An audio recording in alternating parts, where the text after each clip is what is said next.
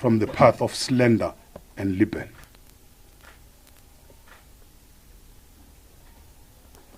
Let me just talk about this labor activation program, just to give you a little background. Maybe the teacher will say more if it's necessary. The Department of Employment and Labor, in its statement released on the 22nd November 2023, provided detailed clarification on the role of the Labor Activation Program. We call it LAP, which is a program of the UF. What it does and how it fits into the alleviation of unemployment in South Africa.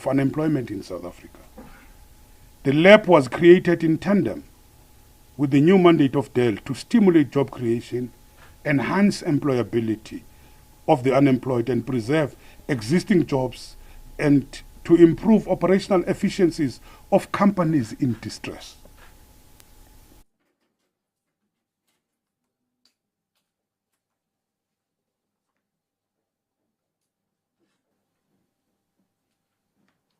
Thank you, Sabelo. As Program Director and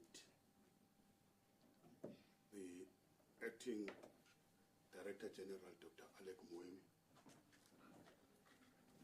the members of the media, the officials who are also with us, ladies and gentlemen, good day. Let me start with a quote from St. Augustine. The truth is like a lion. You don't have to defend it. Let it loose. It will defend itself. That's why I end with the quote.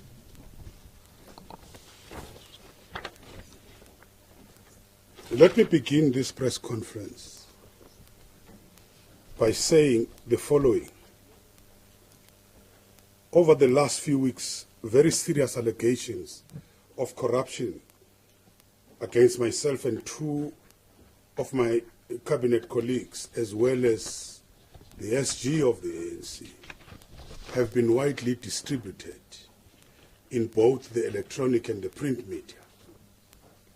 These allegations have been made by Mr. Mthunzi Mdwaba, the CEO of the Thuja Holdings and the former chairperson of the Productivity South Africa, in relation to a 5 billion agreement that was concluded in December 2022 between his company and the Unemployment Insurance Fund, a state entity established in terms of the Unemployment Insurance Act of 2001,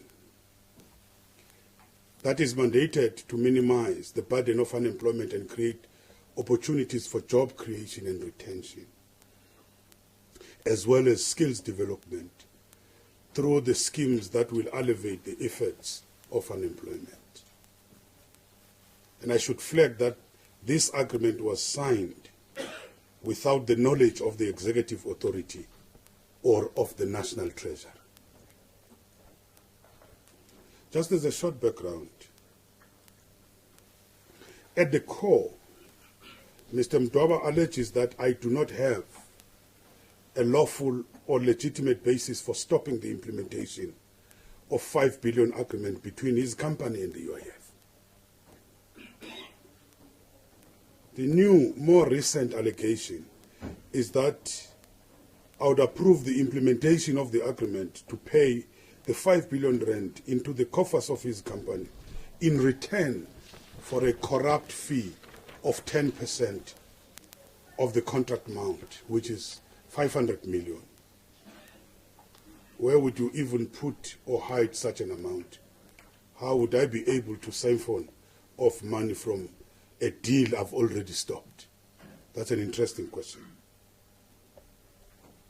This agreement was signed on the 14th and 18th December 2022 by Mr. Mdwaba and then the DG of the Department of Employment and Labor, that is Mr. Tobile Lamati, respectively.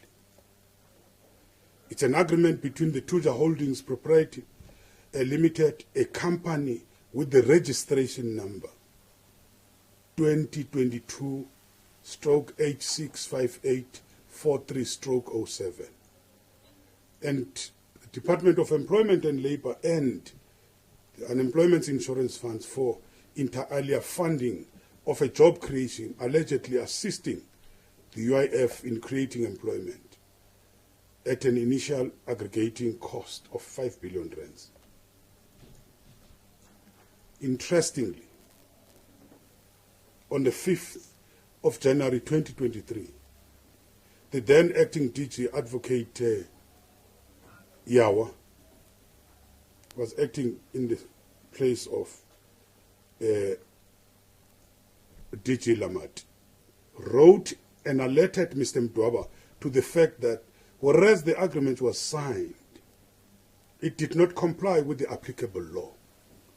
In terms of Section 54(2) of the Public Finance Management Act of 1999, what we call the PFMA, as amended, read with the National Treasury Practice Note on the applications under Section 54 of the PFMA by the public entities, which is dated 13th July 2006. Such an agreement needed to be approved by the Minister of Employment and Labour and Minister of Finance. I want to emphasize, we're talking about Section 54, subsection 2 of the PFMA. You can read it for yourselves. Having not been so approved, Advocate Yawa brought to Mr. Mdwaba to his attention that the agreement is illegal and invalid. I heard of this agreement only through the media reports. The media raised several concerns about the press or about the process, followed by the capacity of Thuja to deliver on the signed agreement. And after considering the media reports and calls by, amongst others, Kusatu, and following initial probing, I established that approvals by the UIF governing processes, including the Interim Labour Activation Program National Adjudication Committee, they were not obtained, and consequently instructed the accounting officer early in January 2023, to suspend the implementation of the project and to stop any contemplated payments to Thuja. Today, as the acting authority of Dell, I signed my affidavit, and we are filing a court application to set this agreement aside. Let me repeat this. Today, acting as the executive authority of the Department of Employment and Labour, I signed my affidavit, and we are filing a court application to set this agreement aside. Let me go to Mr. Mthunzi Mdwaba's allegations. Mr. Mdwaba's allegations of seeking bribes against myself and others are false and unsupported by any actual evidence. Let me be clear. I categorically deny the recent allegations of corruption. You must ask why Mdwaba waited nearly a year to come up with these allegations. Mdwaba will now have to prove these allegations in a court of law. The source of Mdwaba's bitterness towards me personally dates back to his failed attempt to secure the position of the Director General of the International Labour Organization when government withdrew its support for his candidature after it emerged that he failed to disclose that the South African courts had declared him to be a delinquent director of companies. Government was also made aware of the court judgment in the Western Cape, which had found that Mdwaba is a lawbreaker, was not an honest witness, and lacked the elementary attributes of good leadership. For his position he held at the University of the Western Cape as chairperson of the council. It's not me, it's court records. In the circumstances, continued support for Mr. Mdwaba's candidature would entail serious reputational risk for South Africa. My responsibilities as the executive authority.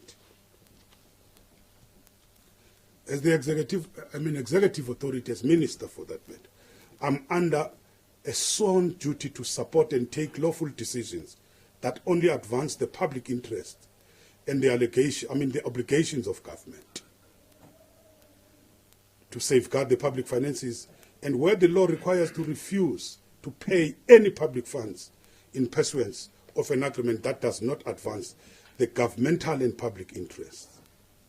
In simple terms, I've taken the decision to have the agreement concluded by the UIF with Mr. Mdwaba set aside because it was concluded in breach of Section 54, subsection 2 of the PFMA. Section 54, subsection 2 of the PFMA, that's Act number 1 of 1991, provides that, let me quote it, before a public entity concludes any of the following transactions, the accounting authority for the public entity must promptly and in writing inform Treasury of the transaction and submit such relevant particulars of the transaction to its executive authority for approval of the transaction. So in terms of the PFMA, the executive authority in relation to the national department means the cabinet minister, who is accountable to Parliament for that department. I am that cabinet minister. I am accountable to Parliament for the Department of Employment and Labour. The accounting authority referred to in Section 54, subsection 2 of the PFMA is a body referred to Section 49 of the PFMA in this case. It is the DG who is the accounting authority in terms of Section 11 of the Unemployment Insurance Act of number 63 of 2001. So the relevant treasury referred to in this Section 54, subsection 2, is the National Treasurer as established in Chapter 2 of the PFMA. Let me talk about some of these allegations, the damage to the country and the rule of law. There's nothing that could undermine the integrity of our democracy and the system of constitutional governance more than false allegations that a group of cabinet ministers have, in a corrupt scheme, deliberately conspired to frustrate the implementation of a viable job creation project by demanding the payment of corrupt fees from the private service provider. These allegations will now be tested in court. As I've indicated, today I signed my affidavit in support of the various orders, chief among being the setting aside of the agreement. I've brought this application on an urgent basis. In that affidavit, I challenge Mr. Mdwaba to present his evidence in support of his allegation that I have demanded a payment of a corrupt fee in relation to the agreement. If he cannot produce that evidence, I've asked the court for an interdict to stop him from promoting his campaign of false and unsupported lies. I've also requested the President to issue a specific proclamation to have this agreement investigated by the law enforcement agencies.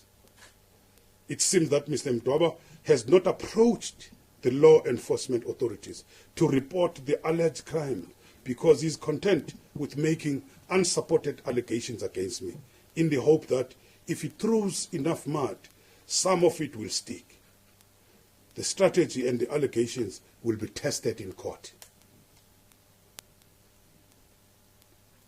And now that I'm filing the application to set aside the agreement, I've given Mr. Mdwaba the right platform to prove his claims and his right to the implementation of the agreement. And I urge him to utilize the correct legal forum and to desist from the path of slander and libel.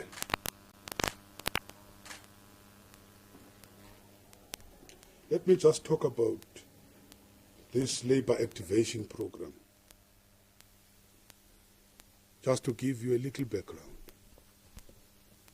Maybe the teacher will say more if it's necessary. The Department of Employment and Labor, in its statement released on the 22nd November 2023, provided detailed clarification on the role of the Labor Activation Program. We call it LAP, which is a program of the UAF. What it does and how it fits into the alleviation of unemployment in South Africa.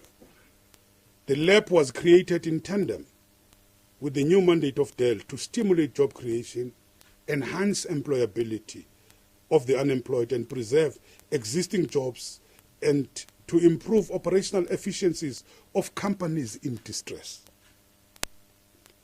The creation of LAP was introduced with the main objective and goals of creating opportunities for employment, skilling and reskilling of unemployed clients, combating long-term unemployment, and alleviating poverty and reduction of unemployment.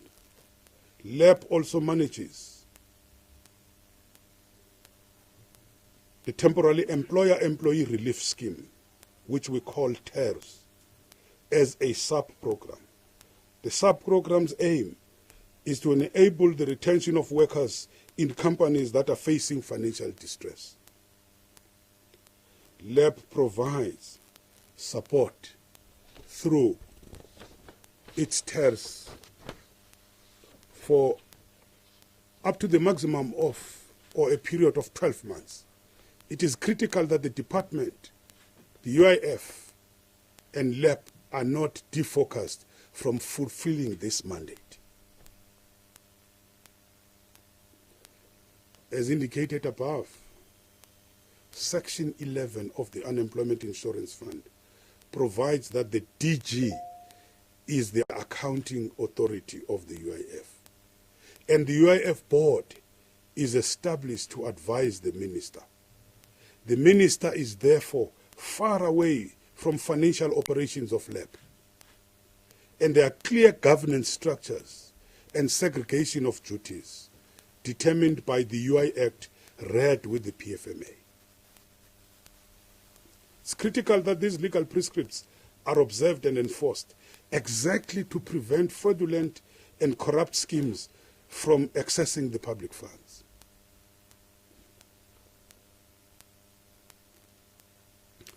Ladies and gentlemen, the real issue here,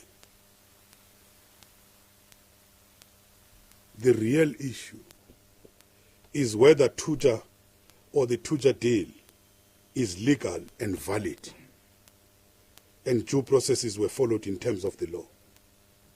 That's the real issue. Leave all the fog, because there's a lot of fog which we are seeing. This is an issue to be settled by the court. Mdwaba's 10% bribe allegation will also be placed on record and subjected to the scrutiny of the court.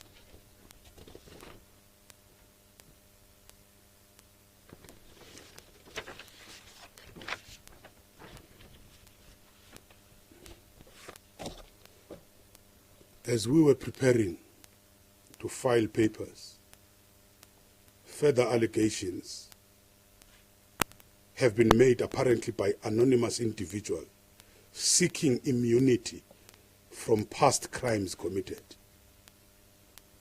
The allegation is that the former DG, Mr. Tobile Lamati, and myself colluded in legally siphoning off 3 billion rand from the LAP programs. This flies in the face of Mr. Mdwaba's claims that I spent the last year pushing Mr. Lamati out of his position as DG. A strange way to treat a conspirator. On the last issue of this 3 billion, I'm happy that this will be investigated by the law enforcement agencies to establish the processes followed and the roles of all parties.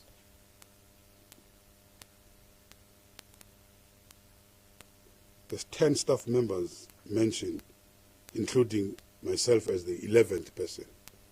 To this end, I've instructed all the staff members to fully cooperate with the state agencies investigating the matter.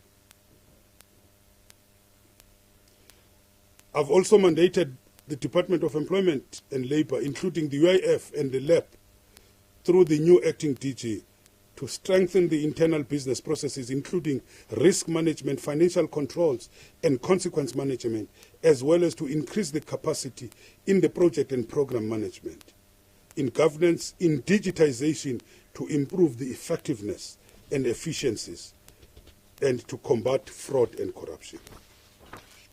So the UIF and the Compensation Fund organizational architecture have been comprehensively reviewed exactly to achieve these objectives.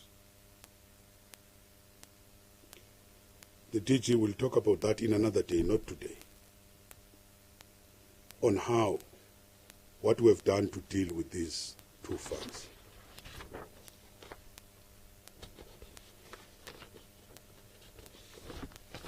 I want to close by quoting Dr. Martin Luther. No lie can live forever. Thank you.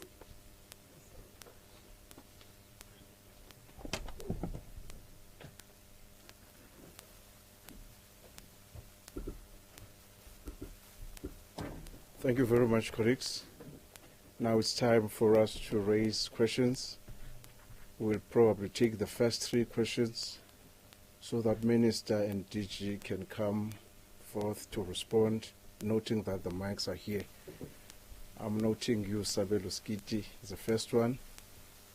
Can we, yes, number 2, and then at the back, SABC, you'll be the last one. So let's take the first 4 hands. Sabelo. Good afternoon, Minister. This is Sabelo speaking.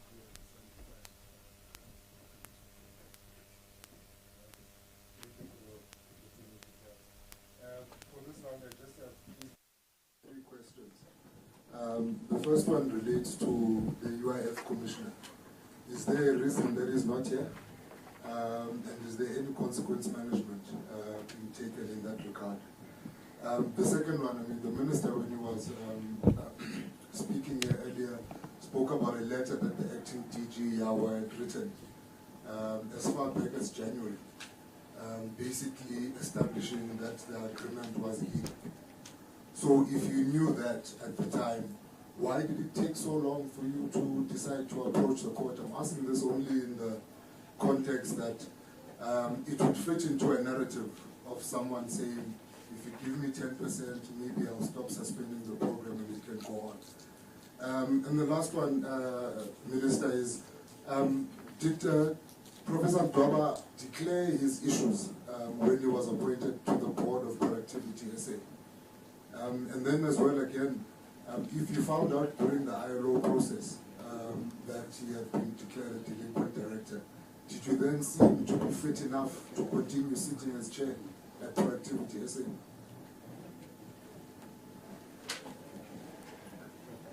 Junior Kumalo from Newsroom Africa. Just one question. Minister, when you spoke, you said there is nothing more damaging to a country than when 3 ministers are accused of colluding to solicit a bribe.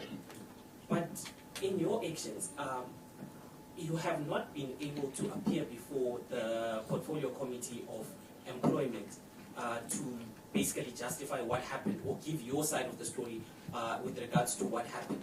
But we understand that you were able to go to the National Working Committee and give a full brief of what happened. Why take your own party into confidence and not South Africans if you realize the damage that this has done to the country? Thank you. Good afternoon, Minister Katlawalogoti here from the SABC. Well, I just wanted to ask, I have two questions. One is on the deal. Was it a contract? Was it an agreement? Can the Minister just shed light on that? What was this? If it was a contract, it was signed for, will the court then be the one that will then set it aside? Was it a contract or an agreement? Because the statement seems to say agreement, agreement, agreement. And again, the other one is on the forensic investigation that was really roped in here to investigate this particular matter. Where is that report by the Nwala Inc. that was roped in to investigate the Thuja capital matter? Is that in forensic investigation also going to form part then of your court case, as you are saying that you're heading to the courts to try and prove this matter and set aside this particular deal, agreement, contract? Yes. Thank you. Can you take the last one?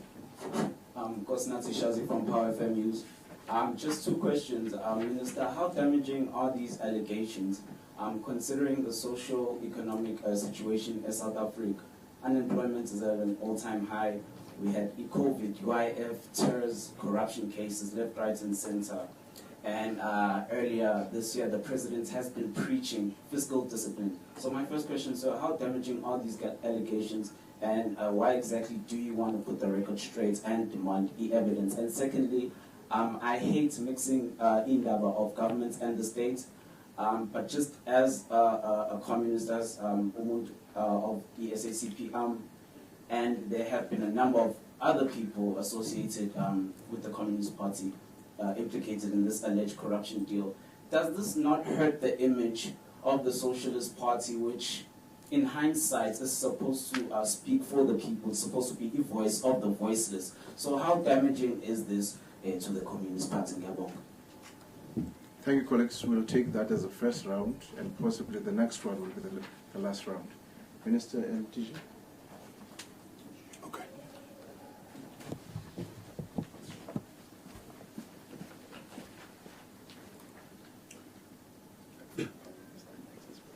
Oh. Excellency.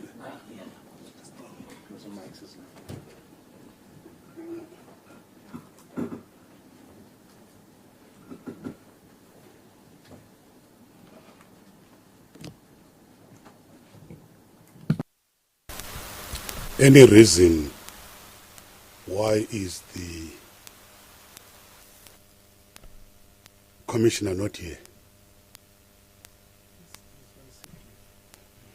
And he's attending he has a blood pressure issue, so Okay, let me I will allow the DG to respond after me. We are continuing with our work. We are pulled all over.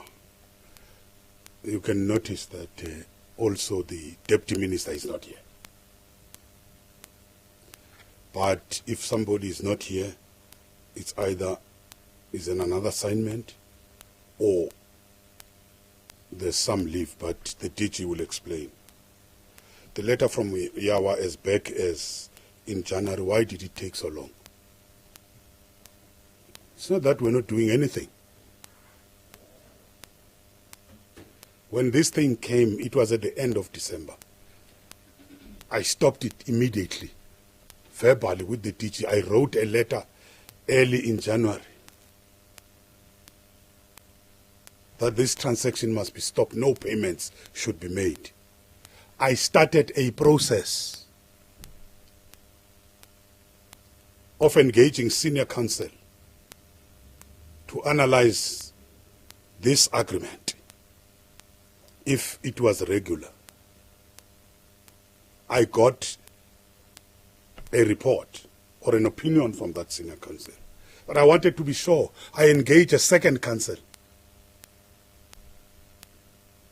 who came to the same conclusion.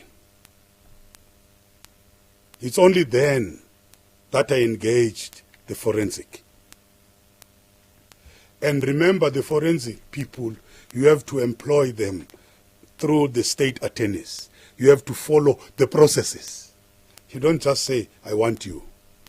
I allowed the supply chain to follow the processes, and I said, this matter to me is urgent, but make sure that you follow your processes in appointing.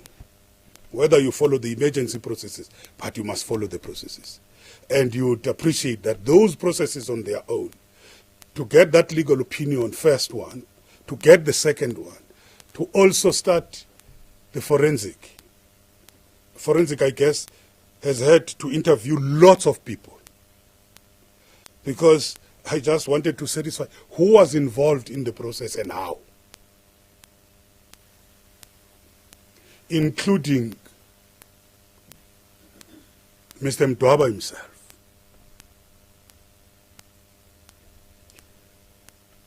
That's the reason that it took so long. Let me answer a question which I think was coming from SABC, the release of the report. If there are people who are implicated in the report as staff members, I can't release it publicly. Cannot. Until certain processes have been followed inside the department. Now that we've gone to file in court with supplementary documents, all those will be available. You can be able to get them. But what I wanted to avoid is to implicate people in the court of the public opinion. I think our labor relations or our procedures are very, very strict. That people have been able, for whatever, how they found the report and started reporting other things, it's their own speculation. But I've never released that report deliberately. But I think if you go to the court records, you will be able to find it as from tomorrow, if I'm right. The motivation, did Mr. Mdwaba declare? He did not. Insofar as we are concerned, or insofar as I am concerned, I don't know in the UIF board. By the way, you might even ask me another question. How was he appointed? If we knew about this. I found Mr. Mdwaba already serving in the board, having been appointed by my predecessor. By the way, in the second term, when I had to confirm the new board after they had finished the first term, other members who had served the 2 terms had to be relieved. And I think there were only few of them who were to still serve the second term. And I nominated him to be appointed the chairperson, with an understanding that all had been done in terms of vetting those people. But unfortunately, it seems as if there was a slip on that particular area. No, wait, let me finish. My question was, at the process when you were vetting for ILO, you then picked up that he had not declared the records. Now, this was sometime in 2022. The question I asked is that after you had found that out, did you consider him to still be fit and proper to lead the board of productivity South Africa? It was at that stage that I started the necessary processes. And remember that that was done in November. The election was in November 2021. Am I right, Tejana? of the board. But what I did, I had to follow the law. Following the law, you have to first write to the person, demand explanation.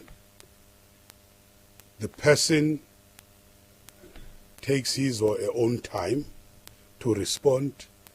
We had a lot of exchanges, the letters between the two of us, in relation to his status and his declaration. And by the way, it's not the only court judgment. There was another judgment which was made in the Western Cape about him when he was the chairperson of the council. So part of the problem is that when you deal with the legal processes, they take their own time.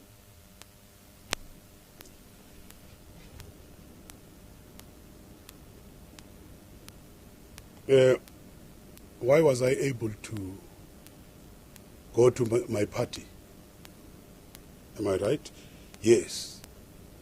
And not go to the portfolio committee. My party invited me to explain this issue of the deal, which was all over the newspapers. I've explained to the portfolio committee, if you are following it, I've explained to the portfolio committee this issue of Mdwaba, even long before I was invited by my party, that we're investigating this and we'll come back with the results. I've gone back to indicate that I have this. I was discussing it with the president, and my party called me after that. So I've gone to the portfolio committee. The portfolio committee, but I refused to give to the portfolio committee the report, because I even said there are people who are implicated. Once I put it to the portfolio committee, it becomes public. I said once I've concluded or I've started with the processes, then we will release the report to the portfolio committee.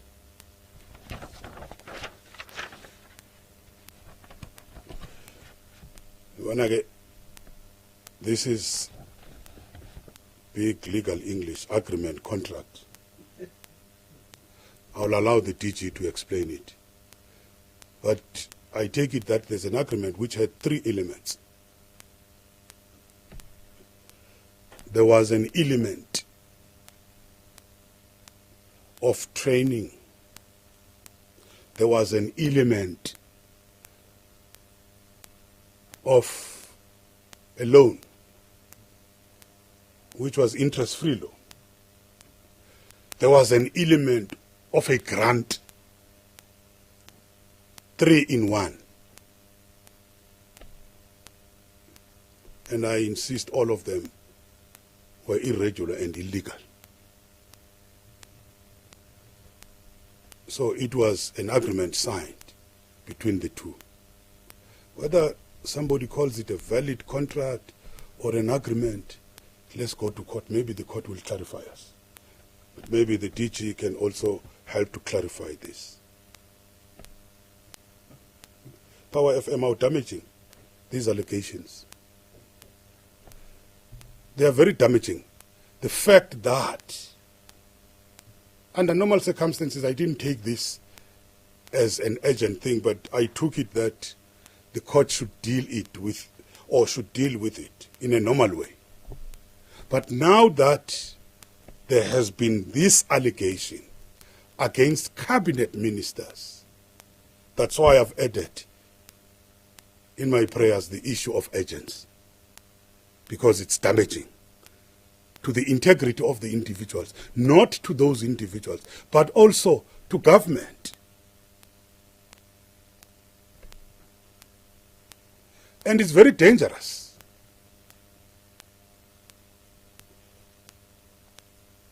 It's very dangerous once you put this in the midst of such high unemployment, that there are ministers who are blocking the employment. trying to siphon something for themselves when you have millions of young people unemployed.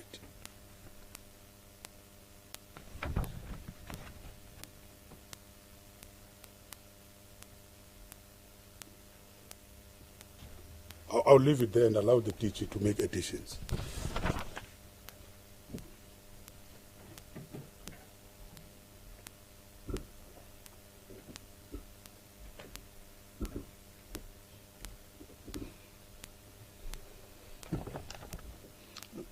Good afternoon. Thank you very much, Savelo, and thanks to the Minister. I will just cover 2 or 3 issues that the Minister had asked that I deal with. The first is where is the Commissioner of UIF? Over the last 2 days or so, he has not been feeling very well. He had, as I am his supervisor, asked me for sick leave and time off for him to traverse that. And today we were having a departmental executive committee meeting. It's taking place at MD Berg right now as we speak. It's a meeting I had to chair, but I'm here. I'll be joining it thereafter. He had asked that this morning he start first at medical appointment before he can join the meeting there. I would presume, owing to the time he had indicated, that he would pass by the medical examination first, that by now he should be at the session, depending, of course, how it would have gone with his medical examination. So I cannot give with clear certainty whether he's there or not. But as I know, his reprieve was to end today after he has gone and seen that he's fine. So I think that's the context, and I would believe that perhaps he is already at the meeting. But it's easy to find out. So you had also asked relative there to whether there are any intentions of instituting disciplinary inquiry. I think the way in which we are processing the report, Minister, is spot on and correct, of the investigator. It is a number of things in one. So it isn't just a straightforward testing of the legalities of whether the contract is valid or not. We have, in the terms of reference of the investigator, also put several issues in there. Amongst them, the investigator, as part of what the gentleman was raising,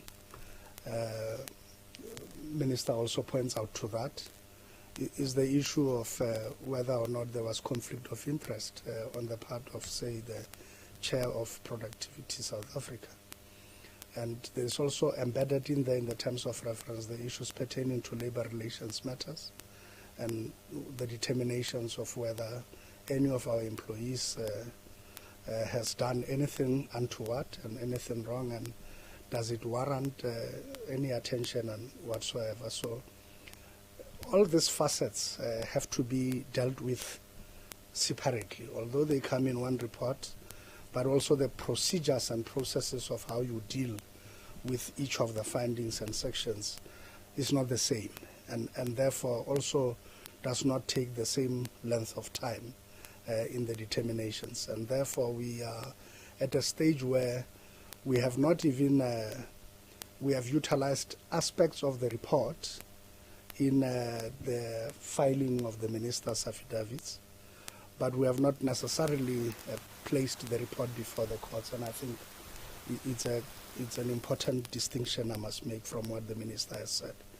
because I don't want you tomorrow to go on case lines in court and then you say minister has misled you and has lied that the report will be in the public domain. It is not there, primarily because we can issue excerpts of the report pertaining to what is before the courts now, the determination of whether there is validity of contract in this case or not. But you will not see, because we can't issue the whole report not having traversed the steps Minister speaks to, particularly around whether we are to discipline people or not. And I think it will be premature on our part to pronounce on whether we have intentions of disciplining anybody without us having gone through all the entire length and breadth of processes to determine all of that. And there are principles at law, even in common law. The OD principle is important, and people must not hear from the media or the public that the department intends to charge them. They must hear it from us, the employer, directly, and therefore we will not respond to any specific individual or any specific position or anything relative thereto until everyone who has been listed, they have gotten the report to make their comments, and they wish to challenge the report, they have the opportunity and all of that. So the due diligence process is a drag, but it is necessary. And if you botch it somewhere procedurally, then even the substantive matters fall away. Then you lose the case not because the merits are not strong, but because procedurally you haven't done the things good. And I think it's best we err on the side of caution and we are meticulous in how we approach that. The other issue that has been raised is whether this is a contract or an agreement. Well, from a strictly legal point of view, it's semantics. Because I may well say we found each other because the basis of South African law of contract is the principle of the meeting of minds. Is that the parties must find each other in terms of what they're agreeing to. So basically they are tenets to the agreement, and if the agreement is reduced in a form of a format of a contract, you may then call it a contract or you may call it an agreement. And we have also seen from case law that even things that are called MOAs, like a memorandum of agreement, typically they are subjected to contract law, and that law of contract is applicable on the adjudication of their validity or not. So that is what I'm saying.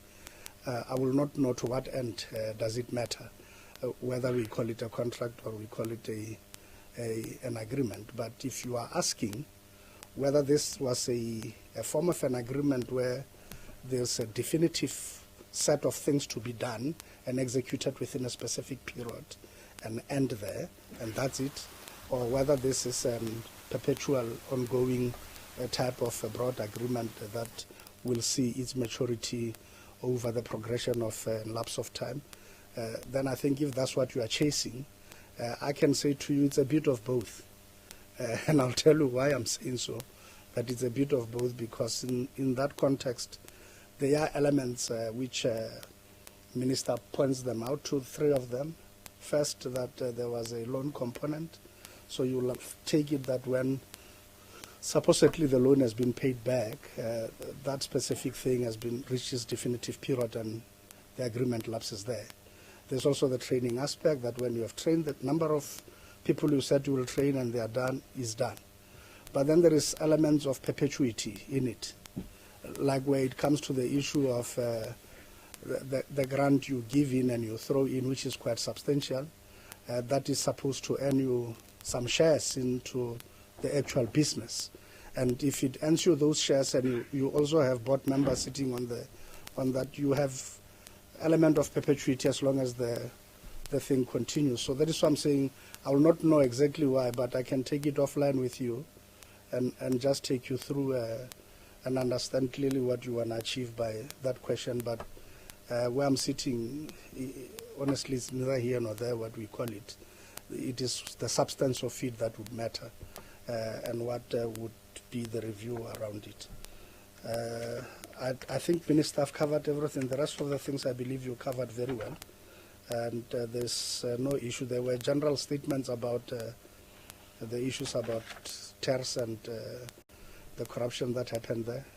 That I think that course we have traversed. Immediately we acted. It went before the Hawks. The Hawks, even this morning before we entered in here, the Hawks were announcing the people they are arresting and all of that. So that's in the run of the mill. We are not interfering. We wait until the law enforcement agencies have finished their job. On our part, where it requires of us to act against our own employees, we did.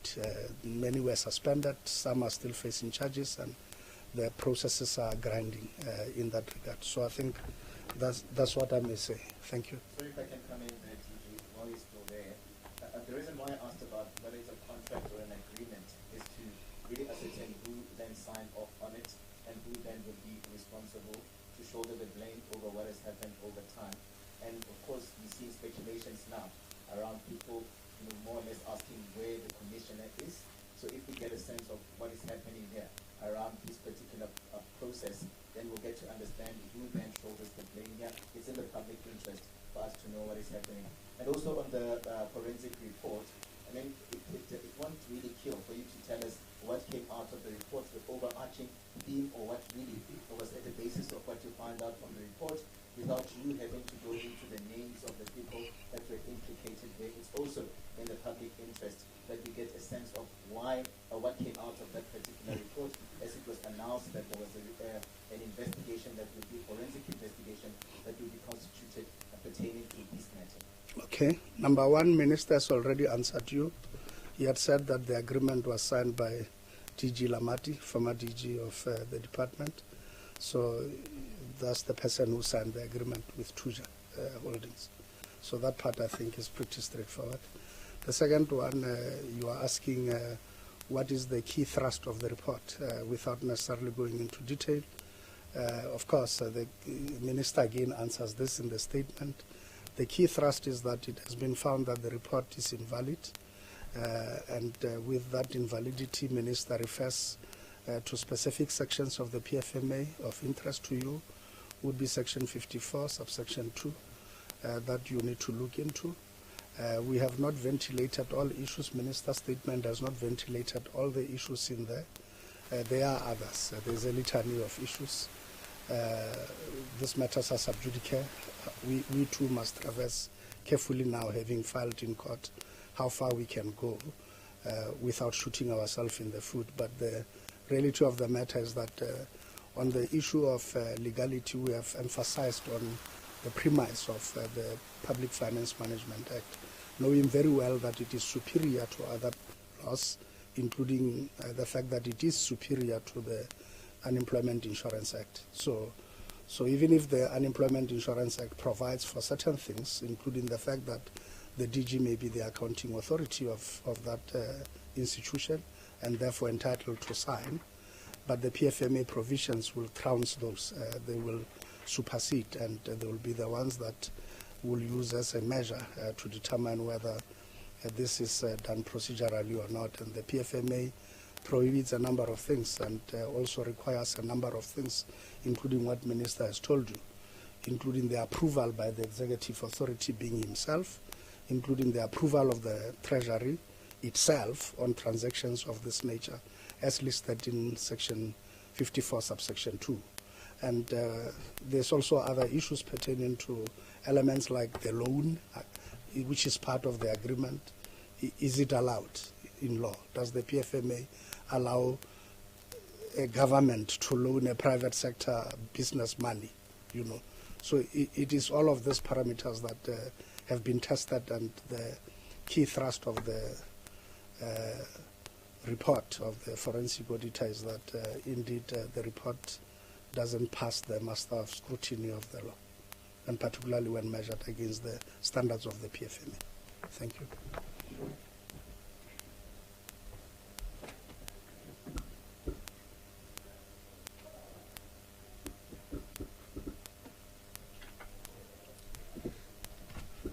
There's something raised by Sabelo, which I think it needs further clarity. The Mdwaba's campaign was in 2021, and the Mdwaba's campaign was in 2021 at the end of the year, and the Thuja deal is end of 2022, and I think Sabelo is concerned about the lapse, the time lapse, before we can be able to say to deal with Mdwaba. Why didn't we deal with Mdwaba at that time? I think that's the question. I think what I've said, you know, to deal with what you would think it's a simple issue, in government it's a process. That's the fact. It's a process. You have to consult legally and say, what about this? And you have to engage. Sometimes people come with different opinions.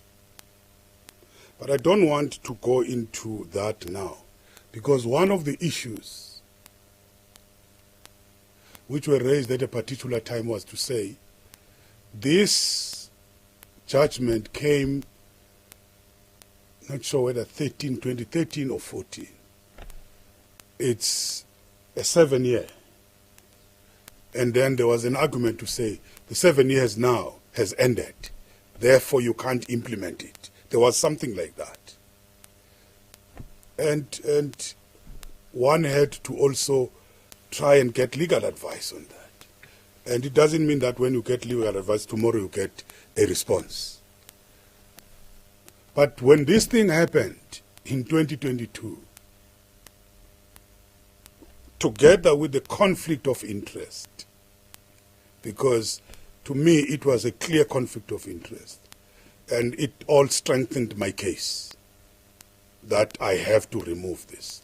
I thought that I needed to clarify that part. Thank you.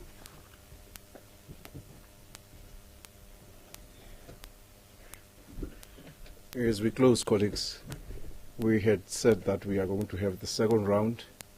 I've noted that there are online questions. So Pelisa will read those few questions, and then Sabelo will give you the last chance, colleagues. I think we have just passed an hour. So in the next 10 minutes, because I think the DG said we're at work, Minister is also at work, there are flights that we must catch.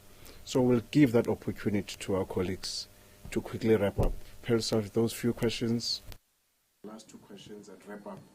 DG will be here to take extra question, colleagues, so that we can clarify other issues. Pelisa, over to you. Thanks, Sabelo.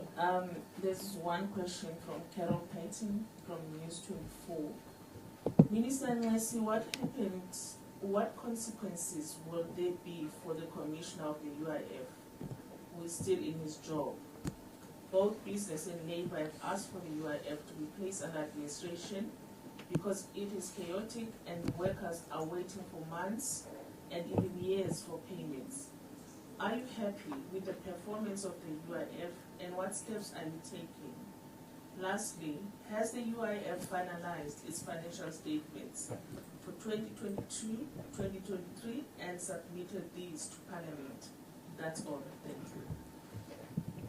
Sabelo and Gafeko, then will be the last one. Thanks again, sir.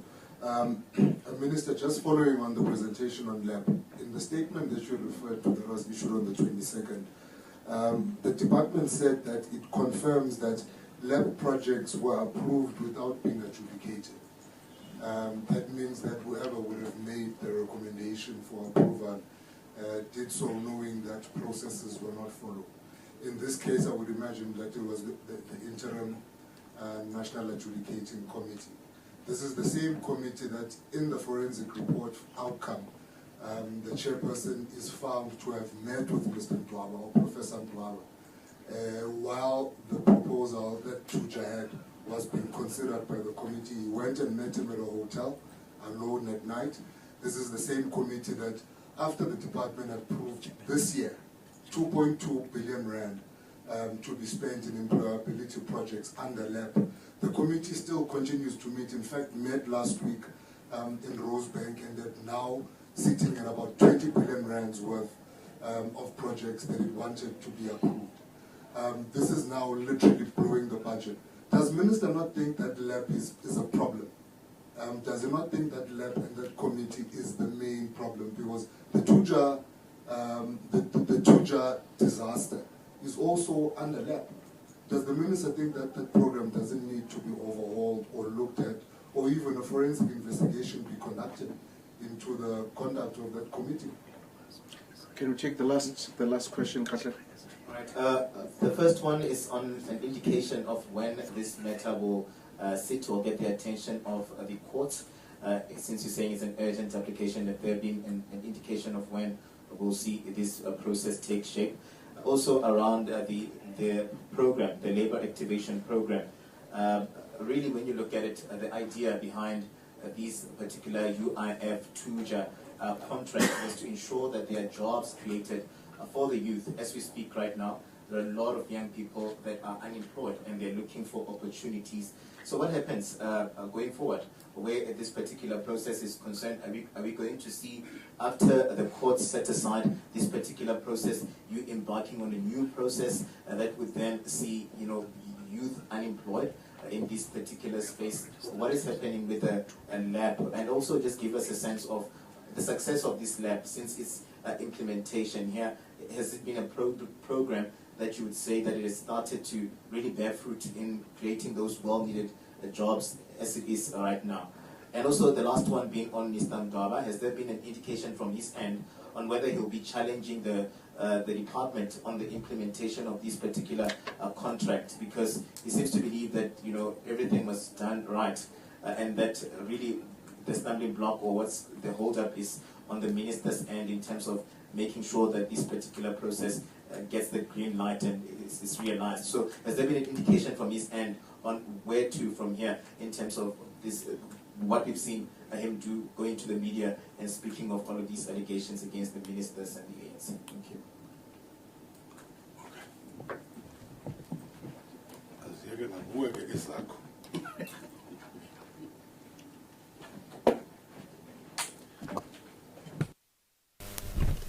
Most of these issues, the DG will deal with them, but I want to make some comments. For instance, the question from Carol, workers waiting for their monies for months.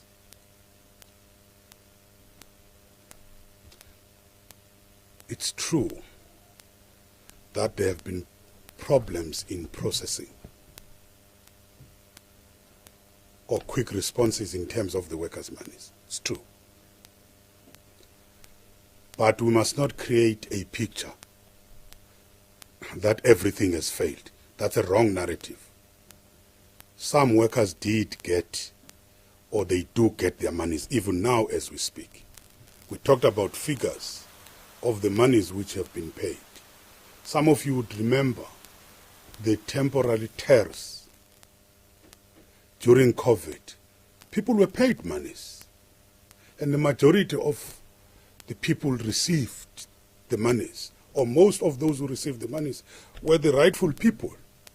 But there were elements who were taking advantage of the system because of our weak systems. That needs to be understood. And there was a special audit which had been done by the AG, which raised serious problems during that particular period. And I think the officials took that to their hearts on how to deal with further claims, to be meticulous. But remember, as people claim, you have to check their employment status with the employers. You have to check the bank account. In some instances, people would claim on behalf of the workers, but gave wrong bank accounts. And that's why you ended up having fraud. But it was very clear that it had to do with our own technical systems. But since then, there were issues which were raised. And workers have been very meticulous. In some instances, it's not just the UIF.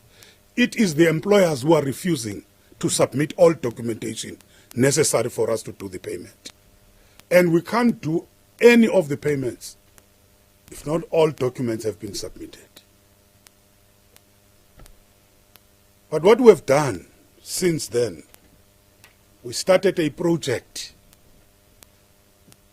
with PwC, an audit firm, to do a diagnostic of the two funds, the weaknesses, the strengths and the weaknesses, for a period of 18 months. And we came with a report which we submitted to Cabinet, which talks about how do we go about unbundling this one, but focusing on the structures, on governance, focusing on the systems, focusing on the skills. Remember, these two funds are like the insurances. You're not just running a normal departmental project. They are like banks. They are like the insurance companies. The type of the skills which you need. We're embarking in that program. The DG is in that program. How do we ensure that we turn around with the right skills, with the right systems? So, but an impression is incorrect to say the UIF has collapsed. It continues to pay. We are trying to deal with those weaknesses. I will leave all the other issues, consequence management and so on, to the DG. Approval of lab projects and so on. I did not understand you very well, but all I want to say to you, Sabel, at some stage when I arrived, I requested for an investigation into the lab by the SIU. And they found nothing, by the way, the SIU. I had even suspended people because of this lab thing.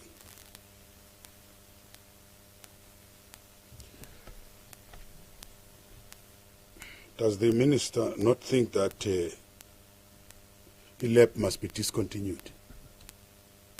We can't. Why should we? We can't. We are dealing with employment issues. Our mandate was changed from being a department which is managing labor relations, but into a department of employment and labor. So we must initiate, we must coordinate the employment initiatives by the different departments, including ourselves. Use some of the monies to skill and reskill some of the workers who have lost their jobs. We can't. It's still so necessary. But what we have to do, how do you improve its operations? That's what is key. You can't stop it.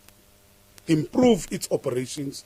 For instance, one of the additions I made to lab, people would just simply train and leave those kids after 3 or 6 months, and then they get their millions. I said, no ways. We can approve programs where people are going to train, and those people are linked to the employers who are going to absorb them, even if it's for a year or 2 years. Then it makes sense. So, I do not want to, maybe the DG will say more about the issues of the chairperson of lab meeting with Dwaba and so on. The DG would be able to say that, but I guess that these are legal matters now. We will see. But all I know is that Ilenek had a particular view about Thuja and said this does not fall within our mandate. That's what I know. And they rejected it, chaired by the same person, the same chairperson. That's what I know. That's all I want to say, which I think it needs me. But DG can go into details about the programs and so on, how we're handling those particular programs. And I want to emphasize, a narrative which says UIF has collapsed is wrong. But we have to improve the systems, and we continue to do that.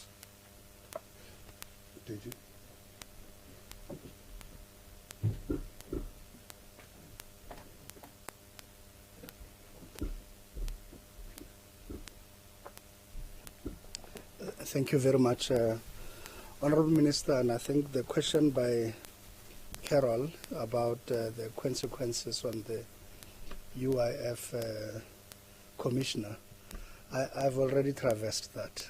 I don't think I'll need to go back there. to indicate that this is how we will not handle it on a platform of this nature. Such matters are never handled here. It's irrespective of which employee it is and at what level they are. The rules are quite clear about how we handle that. The issue about placing UIF under administration, Minister has partially covered that. UIF has not collapsed per se. There are significant challenges, and we have noted those challenges. We are working on them. We have redoubled our efforts. Just in the last 2 weeks, we have already had 2 specific sessions to look purposefully at key business processes and their re-engineering and digitization program, which has been running behind schedule. We are pushing very hard to make sure that this happens, and I think we are committed now. We are holding the ICT service providers that have been appointed to achieve this for us in Mora, and we are forcing them to come, and they have been submitting. Even by last night, I've been reading some of their own catch-up plans on how they intend to catch up and to meet their obligations to us in this regard. And we are much more tougher, and we are growing more teeth to bite in as far as contract management is concerned in that space. And so we are not at a posture, or we're not taking a posture that says UIF has collapsed and therefore it may need to be placed under administration. We are of the opinion that the current interventions we're making, it's actually pulling away from there and bringing it to greater viability. And if you look at its financial health, even the AG acknowledges that from a financial point of view, the muscle of the UIF is quite strong. And I think they are able now on an actuarial ratio to cover their debts 1-to-7. So I think we aren't too worried about their viability. We are worried about the levels of service that the experience of the citizen utilizing these services and their lived experience is not what it should be. And I think this is where our focus is on. Have they submitted financial statements for 22-23? Just about a month and a half ago, they were running 2 financial years behind schedule in terms of submission of this and finalization of audit cycles. We have covered that. We have moved quite swiftly. We have addressed that. We reduced the deficit to 1, and we are working on that. We have just submitted before Parliament as well as to the AG 1 more cycle, which will bring them now up to date once it has been duly accepted. So we have had to play catch up, and I think in the last 2 weeks we have been hard at work to make sure that we bring them to line and up to date with all of their books. So we are quite determined to make it work and to make sure that from an accountability point of view we are where we are supposed to. And I think the delay largely had been caused by the investigations into TARS. Books couldn't be closed with such huge amounts unaccounted for, and so on. It would have been irresponsible for any accounting authority or an accounting officer to close books when this was still at large. And I think it's only now with what the SIU has been retaining and what we have been seeing and the extent thereof that we're able to make sense of the latitude and the huge amounts that are out there, which obviously will impact the integrity of any financial statements if they are not accounted and factored for. So I think that explains why there has been a delay in the cycles, but we are catching up. We're playing catch up, and we should be in a good space. Let me address quickly the issue of whether we will restart the process after Thuja's agreement is set aside, or should the court set it aside?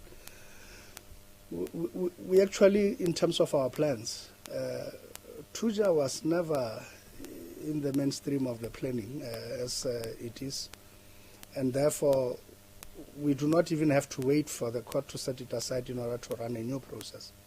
The processes are running, and Right now we are looking at massification of the lab program. We are looking at, growing it, and we are looking at different approaches to it, and not necessarily one size fits them all, like what has been happening. We are looking at being quite innovative within the confines of law to ensure that we can apply different methodologies of rollout, and that we are not married to a single methodology, which we have been up until now. So we are considering new innovative practices like what we should correctly do, and that would be things like a wage subsidy. With a wage subsidy, we don't have to prop up a program from the onset. We just have got to look at compliant employers and companies that are already registered, paying their taxes, paying this. They have employees, but they simply just can't afford, particularly in the seasonal labor market and in the cyclical labor market, that they just can't afford at any given point in time to prop up more employees. And if we give a subsidy to this company to appoint a young person or youth who have just received training from the skills fund, and now they need to transition into a place of work, but they don't look attractive because they don't have experience, they don't have this and that. But if we make it more palatable for companies to consider appointing them, then such a subsidy is a good way to bridge the place of training and the place of work. And I think this is a new frontier we are trying to traverse. We are putting checks and balances in place to make sure that, like TERSIT is not abused, and that we are clear. We are also engaging the AG that we want live audits, that as this happens, we get them auditing, and we don't wait for them to be reactive after we have already processed transactions. And we are also putting up capacity for internal probity exercises that long before the accounting authority or officer signs an agreement, that we have already checked that all is well. So we are doing all of that. Will we therefore throw away lab? And Minister is spot on. We wouldn't. It will be tantamount to throwing the baby with the bathwater. Yes, there has been problems with lab. We note that. We, however, must also put faith in the competent investigative authorities of our country. If we suspect that there is wrongdoing, and a competent body of authority like the SIU comes and investigates and comes out and says, well, we have investigated from here to here, and in that space we do not see anything wrong. We are not hired guns and hench people who must just kill for the sake of doing it. We should place a reliance on them and accept that nothing is wrong. But if we do suspect, once more, that something is wrong, we will certainly not hesitate to review, investigate, and to also reassess whether we are on the same page. Let me just answer Sabelo's question about, are we not ballooning the budget? In essence, we are not. The truth be told is that the country needs much more than the current number of work opportunities we are creating.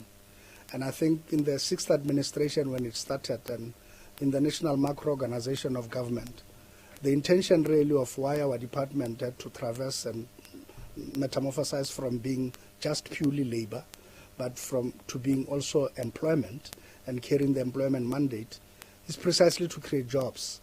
And we have huge unemployment crisis in our country, and we don't think that we have done enough. We believe that we've got to be much more deliberate in creating jobs, and we've got to look at how we massify, upscale, and embed programs of this nature, not reduce.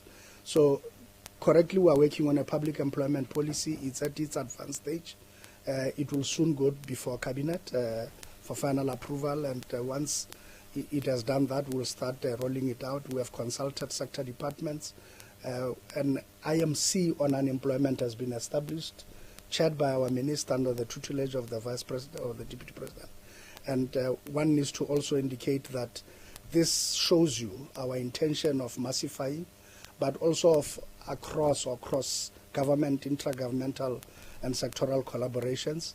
And to that extent, you know that we are partnering with almost everybody. For instance, what we seek to do, I'll give you an example. So many youngsters get trained, but thereafter, let's say we are training electricians to install solar geysers, or we are training plumbers. But many of them finish these programs after 24 months of being trained. They live the way they are because the Skills Fund has no mandate to finance them beyond that. It has trained them, they've got the skills. But how do they transition from those skills acquisition to the place of work? And I think this is where we come in with the lab. And we have the opinion that we set up a youth fund with CIFA. We, labor and employment, do not have the capacity to run a fund of this nature. Neither does the lab program or any of our officials in UIF or within the department. But we think that other agencies of government have been established purely for that purpose.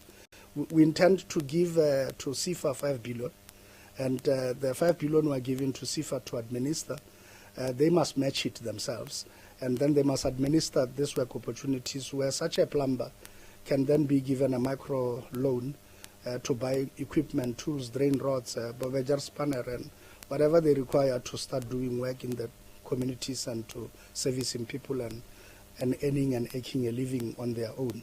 And micro financing is always avoided. I think people prefer medium because the work required is the same, but to loan a person 2,000, the type of work you must do is as equal as what you must do to actually loan them 2 million. So I think that's why it's being avoided all the time, but it is a necessary evil in a country like ours, where unemployment is structural and impact young people more than any other population group. So to that extent, we are intending to be as innovative as we can. We are also looking at a partnership with NSA, the National Skills Fund, and we are looking at matching resources together and syndicating programs in this regard. We are revamping the whole lab program. We are growing it. We are much more bolder, and we are looking with the Treasury to free up more resources to make sure that we grow from the current 2.8 to 3 billion a year, and we should be bold enough to go higher, much more higher. We will ramp up capacity as we do. We have a target of creating 2 million work opportunities in the near future, and within the immediate future we have to do that. We intend to ramp up this over the MTF, the remainder of the MTF cycle. We intend to ramp up this to almost 10 million work opportunities at the estimated cost of about 30 billion rands pulled together from all of government within each pocket. And there are 9 sector departments involved in this plan, and we are working on growing it very, very quick. So we are bold. We want to implement, and we don't want to implement and waste time. We are eager to start almost immediately. We will launch the first of the 6 ministers will inform you of these revamped programs, and they will come forth, and we will ensure that we continuously strive to reach this near impossible target within such a short space of time. And we are saying so because we have to ramp up our own capacity, because we must have the capacity to spend and to spend well. And I think that that is the emphasis, that the quality of spending must also see itself. I think I've answered everything, Minister, and I think I've covered the base of what has been raised. Thank you.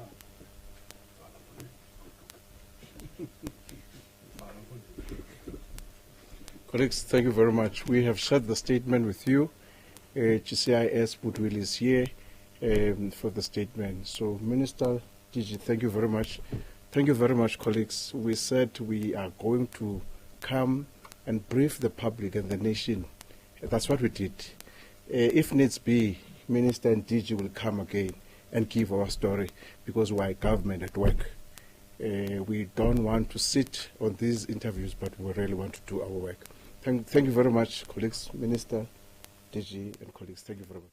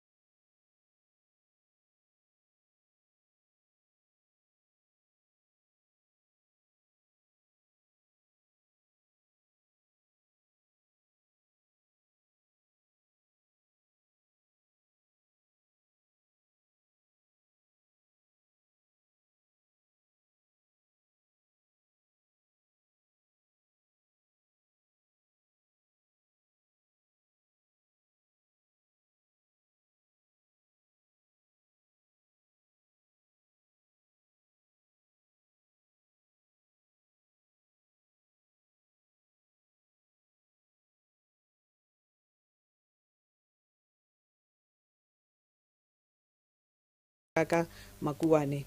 Without any waste of time, I'm going to hand over to the national head to address us. Thank you very much, General.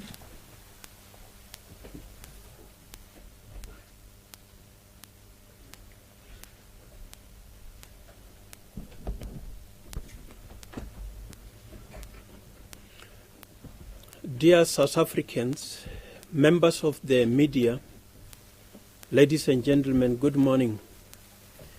Today marks the 6th public update on the successes achieved by the Directorate for Priority Crime Investigation, the DPCI, which is also called the Hawks, which reflect on the second quarter of 2023-2024 financial year. As the DPCI, we would like to present to the public that our members are hard at work in dealing with national priority offences. This led to the arrest of at least 801 suspects nationally in this quarter, which is made of 791 natural persons and 10 juristic persons. These were secured before the various courts in the country. 244 accused persons, which is made of 234 natural persons and 10 juristic persons, were convicted and sentenced during this period. A breakdown of the arrest per crime category and nationality of the 791 natural persons comprise of 570, which is 72% of South Africans, and 221, which is 28% of foreign nationals. The top 5 national priority offences that contributed a high number of arrests are 173 for fraud, 172 for precious metals and diamonds, 52 for narcotics, and 48 for cash in transit robberies, while 37 is for corruption. During this arrest, the DPCI also seized various exhibits, including precious metals and diamonds, endangered species, vehicles, cash, firearms, ammunition, counterfeit goods, explosives, as well as electronic devices worth 92,407,269 rands. In terms of crime categories relating to convictions, out of the 244, fraud contributed to the highest number, which is 75, which is made of 62 South Africans, 6 foreign nationals, and 7 companies. The second is the precious metals and diamond, which is made of 51 accused persons. In terms of the Prevention of Organized Crime Act, which is also called POCA, a total number of 30 accused persons and 2 companies were convicted on a pattern of racketeering activity and money laundering. In terms of nationalities relating to the convictions and sentences, 193 are South Africans, while 84 are foreign nationals. The foreign nationals consisted of 48 Zimbabweans, 7 Chinese, 7 Mozambicans, 4 Nigerians, 3 Tanzanians, 3 Basotho, 3 Pakistanis, 3 Ethiopians, 2 Bangladeshis, and 2 Zambians, as well as 1 Canadian and 1 Ghanaian. Fellow South Africans, In this brief, I shall only highlight 30 cases which represent 3% of these successes of 1,045. Of these 30 cases that I will be highlighting, 14 are for the arrests, 15 are for the convictions, while one matter which is being cited is for the assets recovered, that is, which demonstrate the proceeds of crime or the instrumentalities. This one, we just cite it out of 88, which are not necessarily included in the 1,045 successes.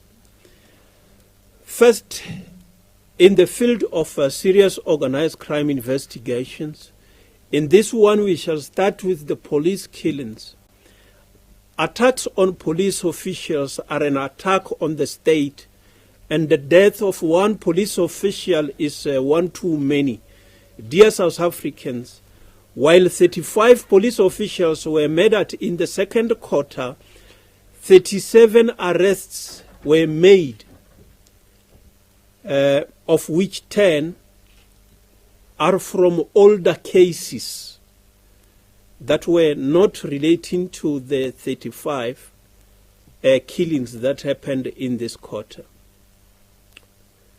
Furthermore, of the 10 who have been sentenced, 5 accused persons were sentenced to share 10 life imprisonment sentences and a combined 391 years imprisonment. The 5 lifers are Sibuso Brendan Mkuo, who as an individual got 5 life imprisonment sentences.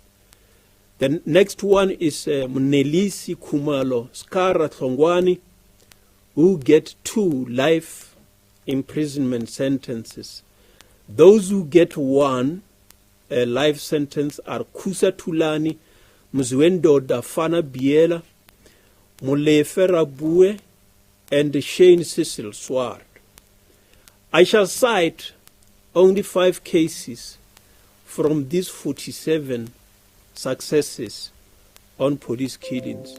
In the first case, case number 1, wife of murdered policeman and hitman sentenced.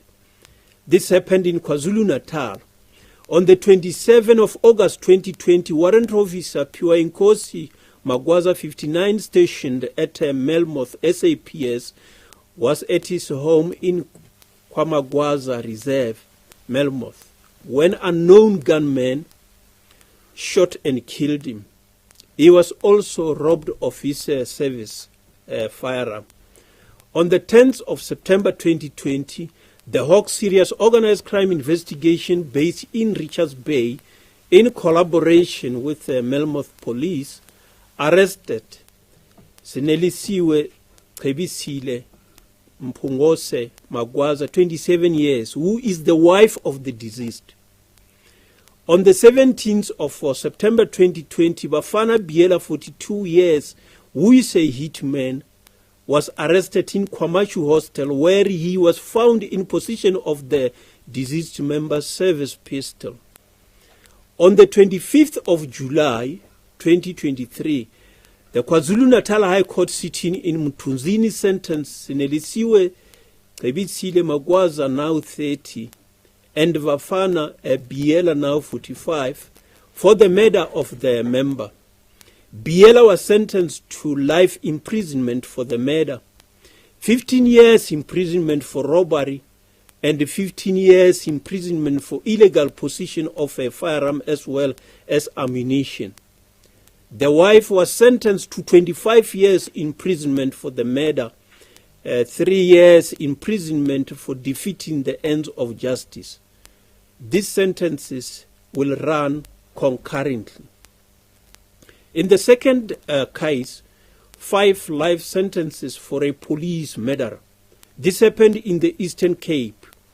On the 21st of January 2019, a shop employee was on duty when an unknown presumed customer rang the doorbell, indicating that he wanted to buy something from the shop.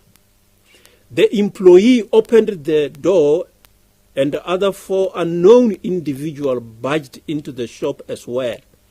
One of the intruders pointed the employee with a firearm and ordered the employee to go down to the kitchen and to lie down on the floor.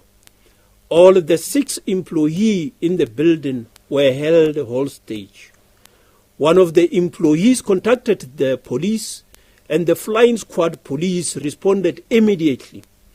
A shootout ensued between the criminals and the Carrera flying squad police, which led to the fatality of 4 of the robbers. Constable Dwayne Alistair Kemp sustained injuries from which he succumbed in hospital. Sibuso Brendan Mkuo, 39 years, who was the 5th culprit, managed to escape on foot. On the 27th of January 2019, the Kebega-based Serious Organized Crime Investigation of the Hawks arrested him. Mkuo was remanded in custody since his arrest. On the 27th of July 2023, the Eastern Cape High Court sitting in Kebega sentenced Mkuo to 5 life imprisonment sentences and an additional combined term of 46 years on charges of police murder, attempted murder, and business robbery. Some of the sentences will run concurrently. It will be noted that 1 life sentence is for killing police official. The other 4 life sentences is for the death of those co-perpetrators who were also shooting at the police. So that conviction goes to the suspect who was part of the deceased suspect. In case number 3, Lesotho National sentenced to life for police murder. This happened in Gauteng province. On the 26th of March 2022, Sergeant Lasimex Siweya, 46, who was following a murder case, was killed at a Muzikanya Hostel, Reicher Park in Boksburg. The member's relative was also injured in the process. On the 31st of March 2022, members of the Hawk Serious Organized Crime in Germiston received information about the alleged suspect. The members followed up on the lead and arrested Molefe Rabuiwe, 27 years, a Lesotho national in the Free State.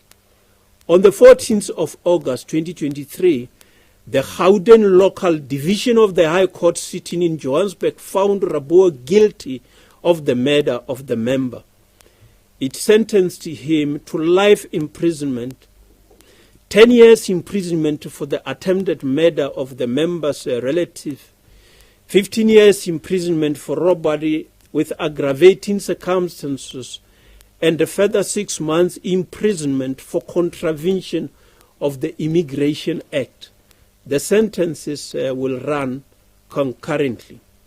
In case number 4, police assassin sentenced to 25 years imprisonment. This happened in the Western Cape province. On the 26th of November 2021, Sergeant Nametso Ignatius Mulema was shot and killed. The incident happened when 2 members of Tableview SAPS responded to a complaint of a business robbery in progress at Kilani Gardens. When the members requested the suspects to surrender, the suspects fired shots at the police, wounding Sergeant Mulema in the head and another member on the leg. Their service pistols were also recovered on the scene of crime. A search for the suspects was activated, and 3 suspects, Luanda Fuzile, Tinikaya Mbukula, and Batkolele Matolo, were arrested the same day of the incident, with the fourth suspect, Vusimuzi Nyanda, being arrested later. Two of the suspects sustained gunshot injuries and were respectively taken to Fortescue Hospital and the Somerset Hospital for medical attention under police guard. On the 29th of August 2023, the Western Cape High Court convicted and sentenced Luyanda Fuzile for the murder of the member. His sentence follows a plea bargain in terms of Section 105A of the Criminal Procedure Act 51 of 1977.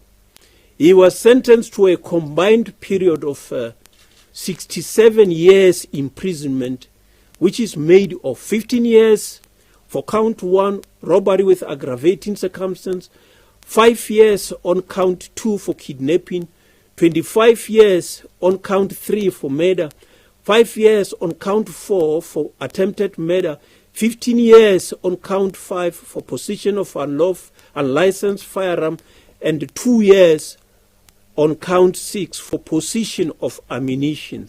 These sentences imposed on count 1, 2, 3, 4, and 5 are to run concurrently with count number 3.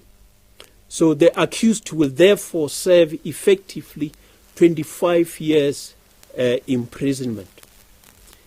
Kinika ya Mbukula, Vusimuzi Nyanda, and Batolele Matolo, who are still in custody, will appear on the 9th of February 2024 for trial. In case number 5, life imprisonment for murder of a detective.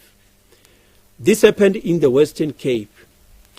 On Sunday, the 8th of August 2019, at about 2100 hours, 3 members of the SAPS Mfuleni visited Sharpshooters Tavern at Deepwater in Mfuleni in search of Shane Cecil Swart, 25 years old, a double murderer and a hijacking suspect. As members walked through the premises, shots were fired through the toilet door. Warrant Officer Joseph sustained gunshot wound to the head, whereas his colleague sustained gunshot wound to the face and neck. On the 9th of August 2019, Swart was apprehended in Mfuleni. On the 25th of August 2023, he was found guilty and sentenced to life imprisonment for the murder, 15 years imprisonment on each of the 2 counts of attempted murder, 12 years imprisonment for another attempted murder by the Western Cape High Court, which was sitting in Cape Town. The total package of sentence is life imprisonment plus 42 years imprisonment. The sentences were ordered to run concurrently, and the accused was further declared unfit to possess a firearm. In case number 6, accused sentence for enticing Hawks members. This happened in Mpumalanga province. On the 9th of December 2021, a Nigerian man was arrested for drug trafficking. The case was investigated by the Hawks in Mpumalanga. On the 8th of May 2022, while attending court at Volksrest for a bail application on dealing in drugs, an investigator was approached by the accused's brother to negotiate the release of his brother. Section 252A of the Criminal Procedure Act, entrapment, was activated. Mr. Nawabim Uchena Uzweg Nam, 44 years, approached the investigator and offered a gratification of 5,000 in order to have his brother released on bail. Uziekuosa Benjamin also joined in making the offer for the same cause. They handed over 5,000 to the investigator with a promise of further gratification to be made so that the case may disappear. The duo were arrested and arraigned on corruption. The accused appeared in court on several occasions. Benjamin was granted 5,000 bail, while his co-accused was remanded in custody. On the 30th of August 2023, Uzegumnam pleaded guilty as charged. He was sentenced by the Volksrecht Magistrates Court to 10 years imprisonment. The case against Benjamin is postponed to the 24th of November, which is tomorrow, for legal representative. When it comes to illegal mining activities, we just want to indicate that 172 suspects were arrested by the DPCI during this period for precious metals and diamond. The cases, 2 cases will be cited as an example on these successes. In case number 7, an illegal mining kingpin of foreign origin sentenced. This happened in Limpopo province. On the 3rd of August 2022, the Bulugwane-based Hawk Serious Organized Crime Investigation, in collaboration with the National Intervention Unit, NIU, the Tactical Response Team, TRT, the Local Criminal Record Center, LCRC, Illegal Mining Task Team, the Department of Mineral Resources and Energy, DMRE, conducted illegal mining disruptive operation at Swarkop Zone 1 in Northern area. The operation resulted in the arrest of 5 suspects who were caught in the area transporting chrome without a permit. Cheng Liang Tom Chen, 48 years, a Chinese national, was among the arrested suspects. During the operation, the team seized 1 excavator, 1 horse truck with double trailers loaded with chrome, a tipper truck, 2 motor vehicles to the value of over 5 million rand. Chen was released on bail, and while he was out on bail, he was also linked to another case of illegal mining that occurred on the 3rd of August 2022 in the Northern area. Through the investigation by the Hawks, the warrant of arrest was issued against Chen, and he was re-arrested. On the 17th of July 2023, Chen pleaded guilty on 2 counts of illegal mining in Tabazimbi Regional Court. He was sentenced to 80,000 rand fine or 2 years imprisonment. In the second case, case number 8, 30 illegal miners arrested during an operation. This happened in the Northwest. On the 18th of August 2023, the Hawks Serious Organized Crime Investigation, assisted by the Hawks Tactical Operation Management Section, which is also known as the TOMS, the LCRC, Explosive Unit, Illegal Mining Task Team, the NIU, the ER24, the Harmony Gold Mine and Bit Vest Protea Coin Securities, conducted a disruptive operation at the Scott Shaft in Stelfontein. The operation resulted in the arrest of 30 illegal miners. Among the arrestees, 2 were charged with illegal possession of firearms and ammunition, after another 2 were charged with possession of unwrought gold to the value of approximately 100,000 rands. The team recovered 3 rifles, ammunition, unwrought precious metals, food items, medicine, and gold refining paraphernalia. One of the suspects was shot and injured during a shootout with the police and was rushed to hospital for medical attention. An inquest docket is also being investigated after 1 suspect died after he was found hanging from a shaft.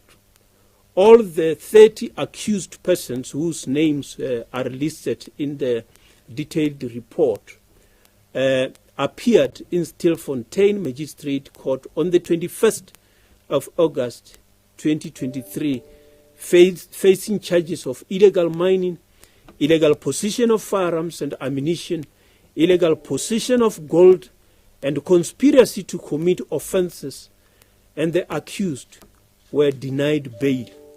The matter is postponed to the 28th of November 2023 for the ballistic report.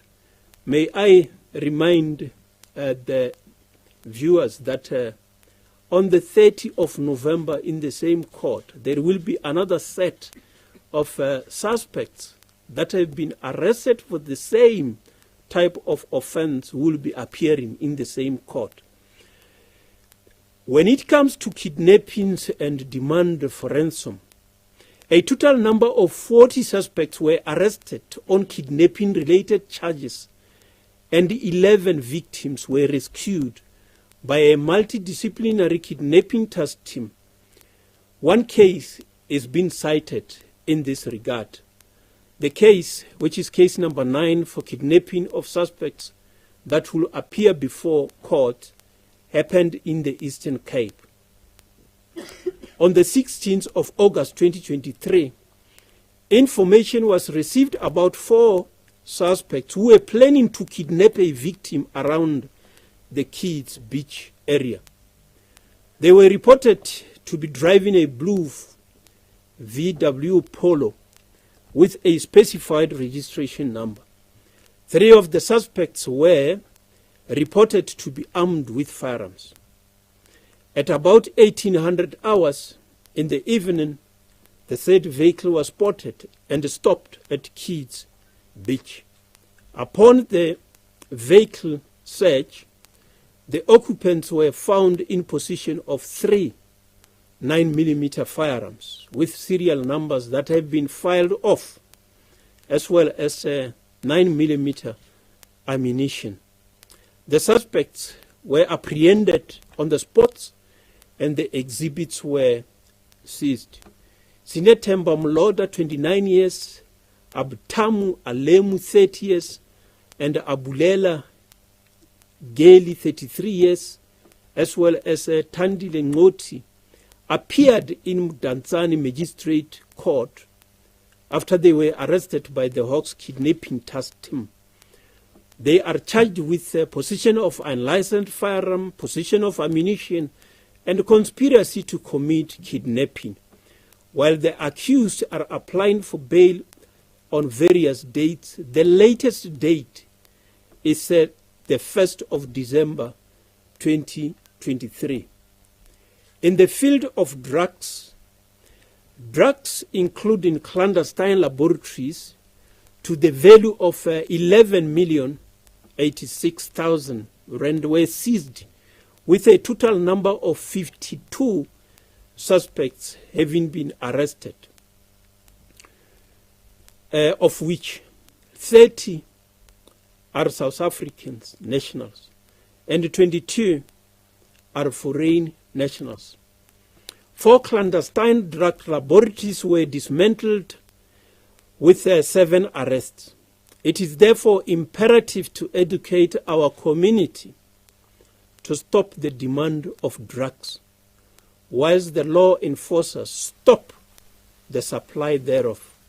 I shall cite one example of these cases. That is case number 10. Drug trafficker to serve 15 years imprisonment. This happened in the Northern Cape province. On the 8th of May 2020, Lewis Johnson, 69, a Mozambican national, was arrested during a police COVID-19 roadblock. Police stopped a white LWB van and then requested a permit from the driver since it was stage level 5. The driver could not produce the necessary permits and members continued to search the said vehicle. On searching the vehicle, police discovered drugs, crystal methamphetamine, weighing 12.6 kg with an estimated street value of 3,971,000. The Hawks Serious Organized Crime Investigation Team successfully investigated the matter, resulting in a conviction. On the 27th of July 2023, the California Regional Court sentenced Johnson to an effective 15 years imprisonment for drug trafficking. Coming to cash in transit heists. Cash in transit heists continue to be a thorn in the economy of the country, and the DPCI, in collaboration with private organizations, continue to strengthen the fight against these crimes. For this quarter, 48 arrests were effected and 2 convictions were secured. I shall cite 2 matters in this regard. The first one being case number 11, 19 Makado suspects killed in planned CIT. This happened in Limpopo. During August 2023, an organized criminal group planned to commit a CIT in Makado. The Hawks members received information about the plot and actioned the information. A multidisciplinary team consisting of the DPCI from National Priority Crime, Violent Crime, Mpumalanga, Limpopo, Tactical Operations Management Section, TOMS, the TRT, Special Task Force, Howden Traffic Police Saturation Unit, as well as a head office counterintelligence was assembled.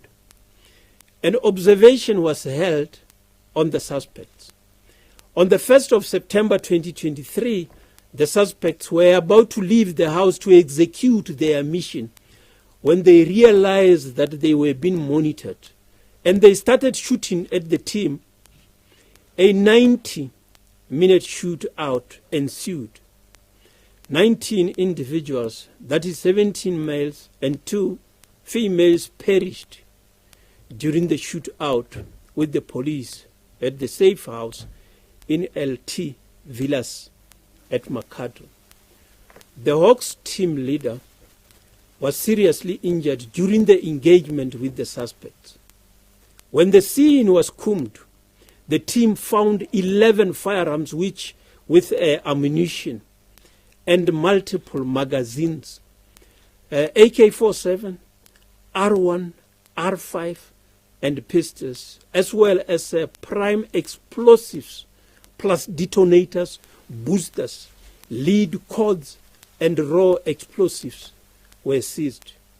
Furthermore, 5 vehicles, a Ford Ranger, Mercedes-Benz ML, Land Rover, Toyota Baki, and Volkswagen Tiguan were impounded on the scene.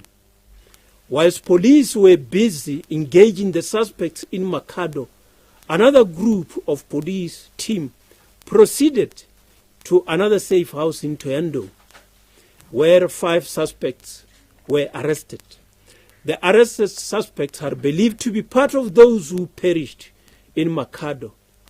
One suspected stolen vehicle and another vehicle with an ambulance branding were found at this Toyando scene. An ambulance looking like vehicle was going to be used to transport the money after the heist from Limpopo to Gauteng province.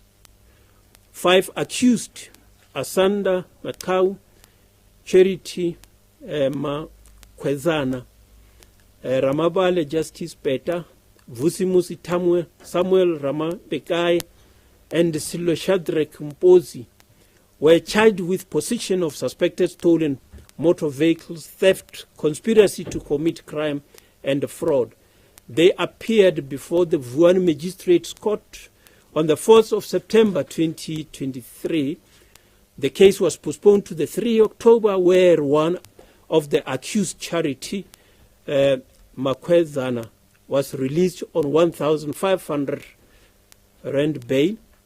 The matter itself is postponed to the 16th of February 2024, for the investigation to be completed. In case number 12, 3 suspects remanded in custody for CIT. This matter happened in Mpumalanga province. On the 11th of August 2023, Fidelity Services armored vehicle was traveling from Malelane towards Tonga when it was attacked by a group of suspects who deployed a Mercedes-Benz and explosives. An operation was immediately conducted at Skumansdal by a multidisciplinary operational team consisting of the Hawks, Nelspruit and Serious Organized Crime Investigation, Provincial Task Team, Head Office Crime Intelligence, NIU, TRT, and private security companies. 3 suspects, Musa Beki Gwenyama, who is a taxi driver, Ali Obi Ibrahim, 24 years, who's a Malawian national, who is also a spaza shop cashier, and Mfana Sibili Lawrence Lubisi, 44, who is the owner of a safe house, and also a messenger at the Department of Agriculture, were arrested during this multidisciplinary intelligence-driven operation. The trio appeared in Malelane Magistrates Court. After several appearances, Ngwenya Nyama and Lubisi were released on 5,000 rand bail each. Ibrahim, whose work permit has expired, remains in custody. So the case itself is postponed to the 6th of December 2023. Coming to the economic protected resources, which include wildlife trafficking, South Africa is a home to nearly 10% of the world's plants and 7% of the world's reptiles, birds and mammals. Due to the abundance of our natural resources, we are targeted by unscrupulous persons who illegally kill and traffic wildlife species for financial gain. In case number 13, a Chinese national sentenced for abalone smuggling. This happened in the Western Cape province. During October 2021, members of the Hawk Serious Organized Crime Investigation with the Department of Forestry, Fisheries and the Environment and Crime Intelligence conducted an operation at Melkbosrand where abalone processing was taking place. On the 25th of October 2021, Qiyang Chen, 29 years, was arrested during the search and seizure operation for illegally operating a fish processing establishment. During the search, 5,206 dried abalone were seized, as well as abalone processing equipment that were found on the premises. On the 4th of September 2023, Chen entered into a plea agreement with the state in terms of the Criminal Procedure Act. The Atlantis Regional Court convicted Chen and sentenced him to a fine of 1 million rand or 5 years direct imprisonment for contravention of Section 18(1) and a fine of 250,000 rand or 3 years imprisonment for contravention of Regulation 36(1)A of the Marine Living Resources of 1998. Both sentences were wholly suspended for a period of 5 years. In terms of Section 82(2)A of the POCA, a confiscation order of the amount of 150,000 rand was ordered against the accused. All abalone and equipment were forfeited to the state in terms of Section 35 of POCA.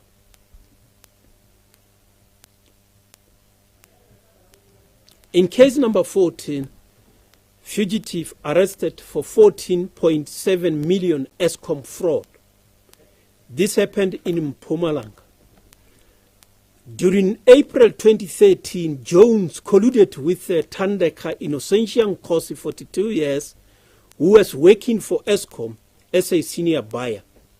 During the investigation, it was established that the family of Jones and his girlfriend were involved in defrauding Eskom in an amount of 14.7 million rands. On the 7th of September 2023, Patrick Patrese Jones, 55 years, who was sought by the Hawks and published in the media as wanted for fraud, theft, and money laundering, was arrested by the Hawks in the Western Cape at his hiding place in Gordons Bay. Patrick Patrese Jones appeared in transit at the Strand Magistrate Court, Western Cape, on the 8th of September 2023. He was transferred to Mpumalanga, where he appeared at Henrina Magistrate Court on the 11th of September 2023, and bail was successfully opposed. Patrick Patrese Jones is added as the sixth accused, following Thandeka Innocentian Nkosi, Godfrey Jason Jones, Rabella Sarah Jones, Angel Frost Investment Pty Limited, and Maria Cantelo, 53 years, who is a foreign national. The accused are released on 100,000 rand bail each, except Rabella Sarah Jones, who was released on 30,000 rand bail.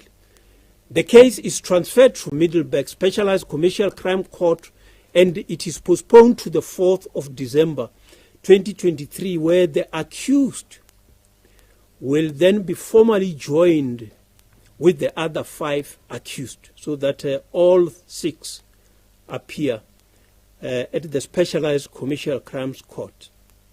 In case number 15, 4 Mozambicans and a South African arrested for damage to essential infrastructure. This happened in the Mpumalanga province.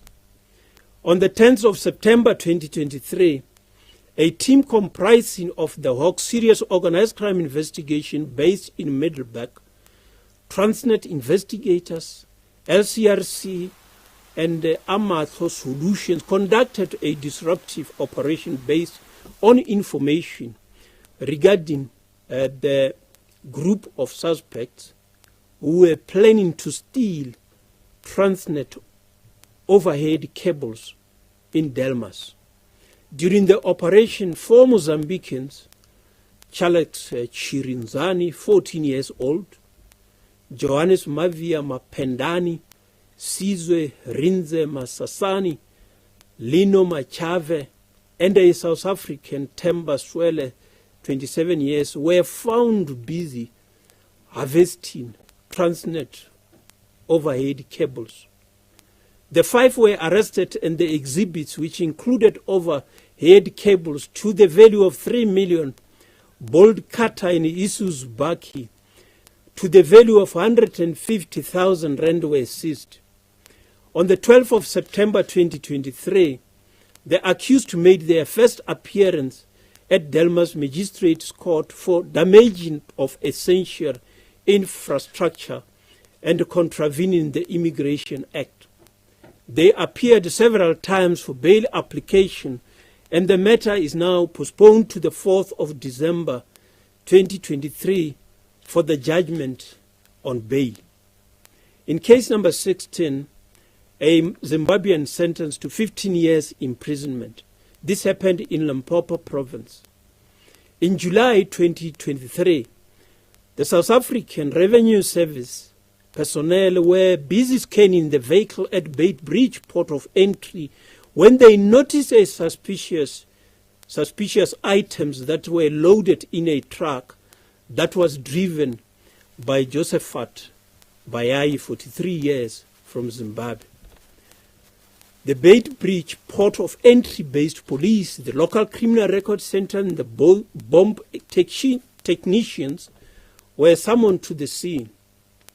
The truck was searched, and the team found and seized 1,726 pieces of explosive to the value of 456,850 rands. Bayai was immediately placed under arrest for smuggling the explosives. The case was opened and the docket was later transferred to the Musina-based Hawk Serious Organized Crime Investigation for further handling. During the investigation, it was established that the explosives were coming from Zimbabwe and were destined for Johannesburg in Gauteng province. Bayai was denied bail and remained in custody since. On the 22nd of August 2023, Musina Regional Court convicted and sentenced Bayai to 15 years imprisonment for smuggling the explosives. In case number 17, Ghanaian and Zimbabwean sentenced for theft of fowl. That happened in Gauteng province. On the 16th of March 2020, the Falrand-based Serious Organized Crime Investigation Unit arrested Razaka Okai, a Ghanaian, and George Chinyongo, a Zimbabwean, for tampering with essential infrastructure and theft of fowl at Klepprefir, where the pair was held for illegal immigration-related charges. Bail was successfully opposed against Okai and Chinyongo, who are still in custody since their arrest. On the 20th of July 2023, the two were each sentenced to 15 years imprisonment for tampering with essential infrastructure and 15 years imprisonment for theft of Transnet fowl and a further 6 months imprisonment for contravention of the Immigration Act. The combined 30 years and 6 months imprisonment will run concurrently, which means that they shall serve 15 years imprisonment each. May I mention that since the major investigation on theft of fowl from pipelines that was put in place in December 2019, 223 arrests were effected and 27 convictions have already been secured with 4 acquittals. This represents a conviction rate of 87%. Coming to serious commercial crime investigation, cases relating to SARS. In executing its mandate, the DPCI collaborate with other law enforcement agencies, among others, the South African Revenue Service. In January 2023, the DPCI and SARS signed a memorandum of understanding in an effort to enhance collaborative efforts between the two agencies. During the period from the 1st of April 2023 to the 30th of August 2023, the DPCI achieved 35 convictions on tax-related offences. The sentence of the accused, who are a combination of natural persons and juristic persons, included payment of a total of 11,600,000 to SARS. Currently, the DPCI is investigating 716 cases relating to SARS matters. Of these cases, 223 are pending at court, while 263 are under investigation. 230 are pending decision by the National Prosecuting Authority. In case number 18, former company director sentenced for fraud. This happened in KwaZulu-Natal. In March 2020, Nana Perseverance Magubane, 43 years, was arrested by the Durban-based Hawk Serious Commercial Crime Investigation Team after discrepancies were discovered by the SARS. the company submitted fraudulent invoices to SARS, which resulted in the actual loss of 3.7 million rand. She was charged with 6 counts of fraud. Magubane pleaded guilty, and she was convicted by the Durban Magistrates Court on the 17th of July 2023. She was sentenced to 300,000 rand fine, which will be paid in installments, and a further 4 years imprisonment, which is suspended. In case number 19, an Indian national arrested for 330 million of illicit tobacco. This happened in the Eastern Cape province. On the 29th of June 2022, the investigation team of the Hawks applied for a search warrant, which was authorized and executed at Abos Med Ahmed Kotar's storage in East London. Upon searching, illicit tobacco of various brands to the value of 30,492,000 was found and seized. On the 11th of September 2023, the verification process revealed that the tobacco that was seized from Qatar storage was illicit. He was arrested. The collaboration amongst the East London-based Serious Commercial Crime Investigation team of the Hawks with the National Prosecuting Authority and the SARS ensured that Qatar is secured before the East London District Court on the 11th of September 2023. He is released on a 100,000 rand bail, and the case itself is remanded to the 24th of November for copies of docket. That is happening tomorrow. Money laundering matters. Case number 20. 7 accused convicted for money laundering. This happened in Gauteng. In June 2020, the Hawks received information about a Nigerian syndicate that purchased 3 Range Rovers cash. The investigation uncovered that there were funds from business email compromise in Texas that was used. The case was thoroughly investigated in collaboration with the United States Secret Service. On the 31st of March 2022, 6 suspects, including Lerado Letsolo, 27, Vietnam Mahamba, were arrested during a multidisciplinary takedown operation where 2 Mercedes-Benz vehicles to the value of 5.3 million rand were seized. The case against the 2 was withdrawn, the criminal matter. On the 28th of August 2023, the accused pleaded guilty on charges of money laundering. The Johannesburg Specialized Commercial Crime Court, sitting at Palm Ridge, sentenced each of them to a fine of 10,000 rand plus 5 years imprisonment, which is wholly suspended. On the 17th of October, 5 more accused pleaded guilty. Nomzambo Buthelezi was sentenced to a fine of 10,000 rand plus 5 years imprisonment, which is wholly suspended. Efiani Oyama was fined 15,000 rand plus 5 years imprisonment, which is wholly suspended.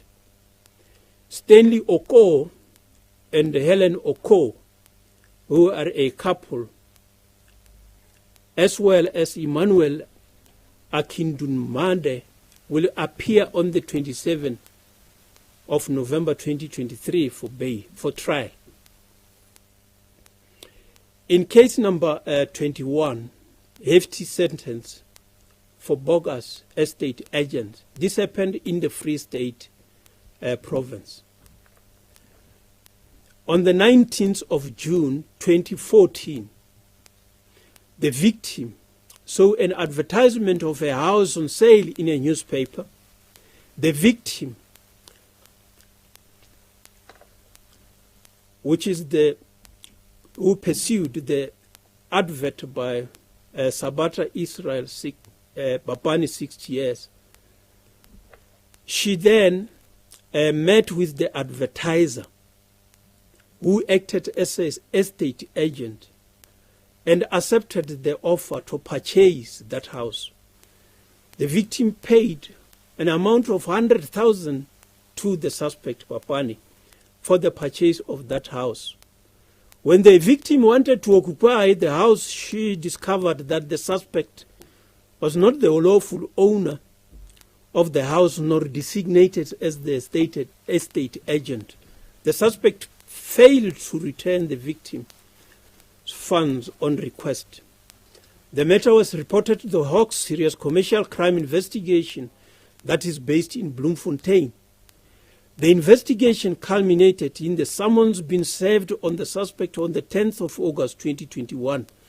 The accused appeared in court on several occasions until the 3rd of July 2023, where he was convicted on 57 counts of fraud, contravention of Section 26 of the Estate Agents Affairs Act, money laundering in terms of Section 4 of the POCA. The Bloemfontein Magistrate Court sentenced him to 23 years imprisonment. In case number 22, two siblings arrested for 100 million fraud. This happened in Gauteng province. Between January 2017 and November 2020, Christina Smith, 53, a credit controller, and Barbara van Zyl, 54, a senior credit controller, who are siblings, allegedly defrauded their employer, who is a food manufacturing and distribution company. They changed banking details of several suppliers and service providers that were contracted to the company and replaced them with an account belonging to one of them. Over years, they reversed or diverted payment that was supposed to go to the company, amounting to 100 million rands. The matter was reported to the authorities and a case was opened. On the 6th of September 2023, the siblings were arrested by the Hawks Germiston-based Serious Commercial Crime Investigation after handing themselves over to the authorities for fraud and theft. The pair made their first appearance before the Palm Ridge Specialized Commercial Crime Court on the 6th of September 2023, and the case was postponed to the 7th of September 2023, where the pair was granted bail of 20,000 rand each.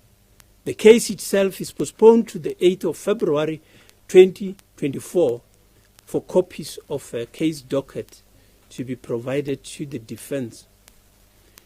Coming to legal officials, case number 23, an attorney appears in court for alleged rough fraud, road accident fund fraud. This happened in the Northwest Province. A widow who lost her spouse in a vehicle accident requested the assistance of Emmanuel Marcele Dau, 50 years, an attorney, to lodge a claim with the Road Accident Fund. In 2014, a payout of 763,195 rands was received by the attorney, who did not divulge this information to his client. In 2021, after several failed attempts to get hold of the attorney, the widow reported the incident to the police. The case was referred to the Hawks Serious Commercial Crime Investigation for further probing. That resulted in the arrest of the attorney. On 24 July 2023, Dau was arrested and appeared before the Rustenburg Magistrate Court for alleged fraud.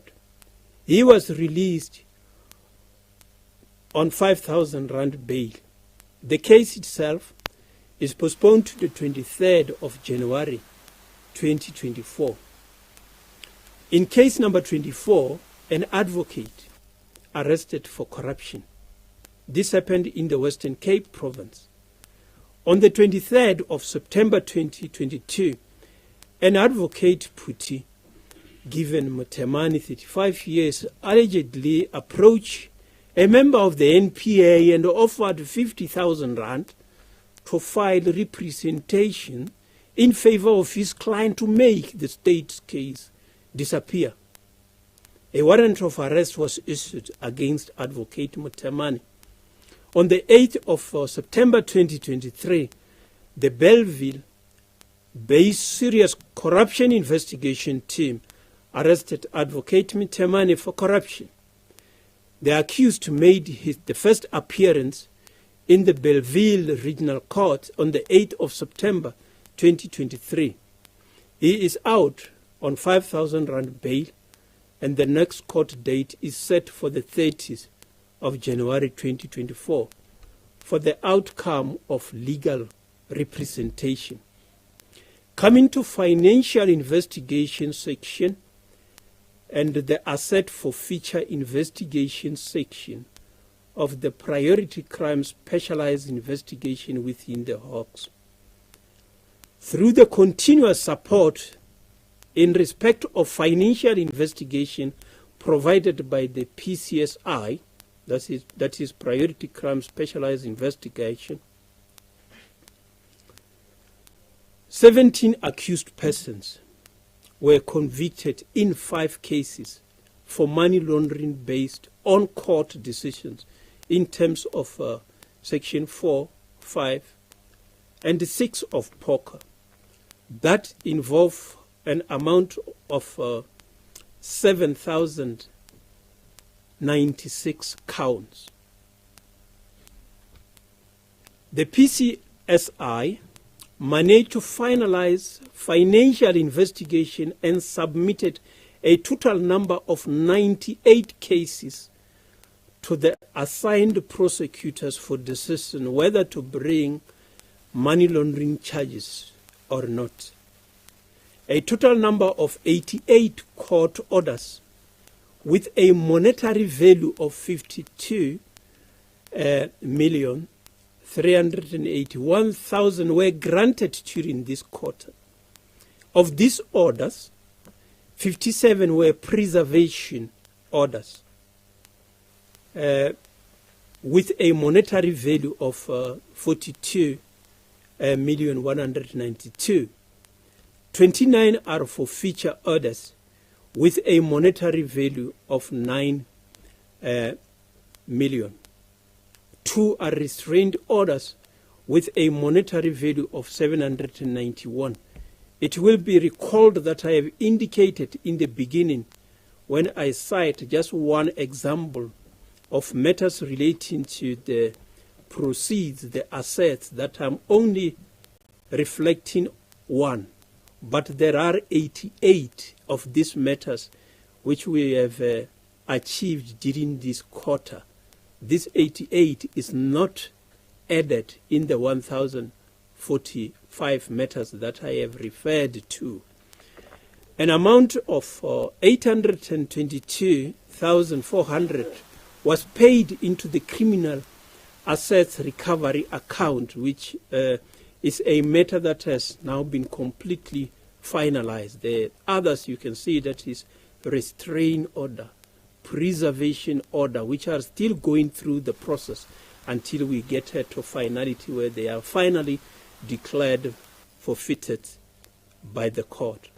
This kind of work contribute to the generation of CARA funds, which I think you may have learned recently that the CARA funds have been distributed to various law enforcement agencies to assist them in fighting crime. I'm citing one example in this regard. Case number 25, 2.6 million restraint order issued. This happened in Mpumalanga. Between March 2012 and May 2013, Nwabisa Ngola was responsible for capturing payments and invoices, while Cinderella Murubani was a project coordinator at ESCOM. Mandla Power Lines Company had a contract with ESCOM. Upon expiry of the contract, the company was approached by Ngolo and Morobani to continue invoicing ESCOM. Fraudulent invoices were submitted for payment for work not done. Mandla Power Lines was told to transfer the funds into Chimanzi investment account, which belongs to Chimanzi, a boyfriend of Murubani. After the payments were made, monies were then transferred to Edward Murubani's account, who is Cinderella's father, and that of her brother, Jeffrey Murubani. The total monies transferred to the above individuals equaled 2,600,000 rand. On the 16th of August 2023, the Mpumalanga Division of the High Court sitting in Nelspruit issued a restraining order against former ESCOM employee and their relatives. That is Nwabisa Ngola, Cinderella Murubani, Edward Murubani, Jeffrey Murubani. The frozen assets include Nwabisa's pension benefits, Mini Cooper vehicle, Cinderella Murubani's pension benefit, Nissan Almera vehicle, Edward Murubani's house, GWM Steel single cab 4x2 vehicle, a GWM Steel 5K2 single cab vehicle, and Jeffrey Murubani's Toyota Corolla vehicle. There were no assets found with Michael Chimanzi. The matter itself is postponed to 6 February 2024 for consideration of confiscation order. That is the end of this civil process. The criminal case itself against Edward Murubani and Jeffrey Murubani were withdrawn. Michael Chimanzi was sentenced on the 1st of March 2023 to 8 years imprisonment, which was suspended. Nwabisa Ngola was sentenced on the 3rd of May 2023 to 10 years imprisonment for 16 counts of fraud, 7 years imprisonment for 39 counts of corruption, and additional 7 years imprisonment for 48 counts of money laundering. The sentence ran concurrently, and Ngola will serve 10 years imprisonment. The case against Cinderella Murubani was postponed to 24 February 2024 for sentencing. Coming to serious corruption investigation, case number 26. Hawks officials appeared on corruption charges. This happened in the Eastern Cape. On the 31st of July 2023 and 4 August 2023, the complainant received a call from a person who introduced himself as a captain from Gauteng Hawks. He sought a meeting with the complainant as he alleged that the Department of Labour opened a case against his company. He demanded an amount of 400,000 rands. On the 5th of September 2023, the complainant received another call requesting a meeting in Mthatha to bring an amount of 50,000 for the docket to be destroyed and thus causing the case to be closed. He reported the matter to the Hawks in Eastern Cape. On the 7th of September 2023, an undercover operation was conducted by Mthatha-based Serious Corruption Investigation as well as the Serious Organized Crime Investigation of the Hawks jointly with Crime Intelligence. Captain Given Makubele, 42 years old, and Sergeant Jacob Chantini, 43 years, were arrested immediately after the transaction. An amount of 10,000 was found in their possession. The duo appeared in Mthatha Specialized Commercial Crimes Court on the 8th of September 2023 on allegations of corruption. They were remanded in custody until the 11th of September when they were released on 5,000 rand bail each. The matter is remanded to the 29th of November 2023 for provisional date and the finalization of the investigation. This is a clear indication that the members of the Hawks will not discriminate against anyone who cross the lane, regardless of whether such a person may belong to the members of the Hawks themselves. So there is a lot of very good police officers who will do their work honestly.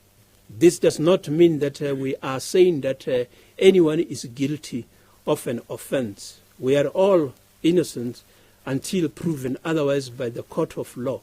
But all what we indicate is that nothing will be left unattended when the allegations are made. In case number 27, 3 police officers arrested for alleged extortion. This happened in Gauteng province. On the 16th of January 2023, Warrant Officer Mukonyama, 46 of Soweto Dock Unit, Constable Kumalo of Soweto Crime Intelligence, and Constable Mukize of Soweto Crime Intelligence visited the complainant's house in Soweto. They requested to search the house as they were following up on information alleging that the complainant was illegally dealing in gold and copper. It is further alleged that the officers gave the complainant 2 options. Either they go ahead and search his place of residence or he pays them 300,000 rand. The complainant gave the officers permission to search his premises. They found his firearm with 15 rounds of ammunition and 3 boxes containing live ammunition, as well as 37,000 rand in cash. The officers are alleged to have demanded that the complainant transfer an amount of 300,000 rand from his banking app, which was unsuccessful. They resorted to taking the complainant to a nearby shopping center and forced him to withdraw 80,000 rand. His licensed firearm was confiscated and told that he would receive it back once 150,000 rand was paid to them. On the 7th of September 2023, the National Prosecuting Authority decided to prosecute the trio for fraud, defeating the ends of justice, and extortion, as well as theft. Warrants of arrest were authorized. On the 8th of September 2023, the trio were arrested in Soweto by members of the Serious Corruption Investigation of the Hawks.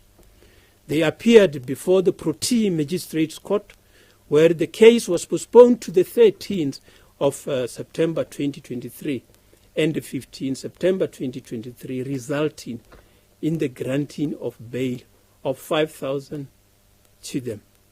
The case itself is remanded to the 24th of March 2024 for disclosure.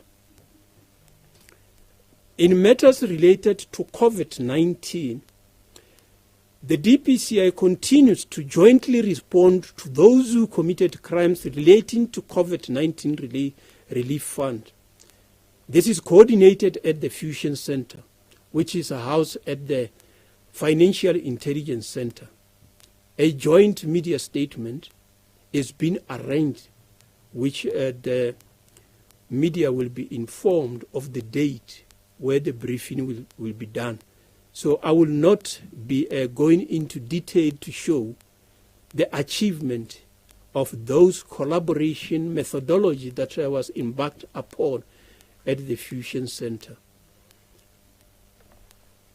I will only cite 2 matters relating to COVID-related activities.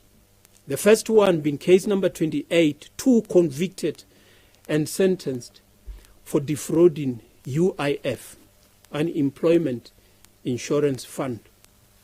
This happened in Gauteng province.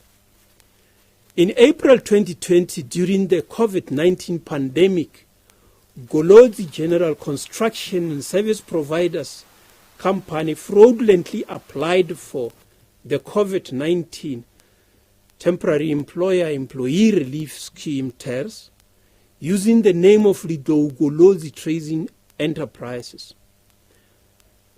Charles Golodzi, 28 years, is a sole director of both the entities, which falsely claimed to have employed 405 employees, thus receiving a total of 4,754,950 from the UIF. The matter was reported to the Germiston-based Hawk Serious Corruption Investigation, which conducted the investigation. In August 2022, Golodzi and Johannes Telele, 42 years, who received 500,000, were arrested. They were granted 5,000 rand bail each. And in July 2023, the pair pleaded guilty to charges of fraud and money laundering. On the 7th of September 2023, the Palm Ridge Specialized Commercial Crimes Court sentenced Golodzi and Telele for fraud and money laundering. Golodzi was sentenced to 15 years imprisonment for fraud, money laundering, and Telele was sentenced to 10 years imprisonment for money laundering. The duo are declared unfit to possess a firearm. In case number 29, 9 suspects arrested for PPE, corruption, personal protection equipment. This happened in the Northern Cape. On the 23rd August 2023, the Hawk Serious Corruption Investigation executed warrants of arrest on 9 suspects and secured the attendance of 2 juristic persons in court. The suspects are accused of fraud, corruption, money laundering, and contravention of the Public Finance Management Act, PFMA. The Northern Cape Department of Health suffered a loss of 16,906,000 rands. One of the accused persons, Dr. Dion Gravitays, 56, who was the head of the Department of Health, was the acting accounting officer during the commission of the crime.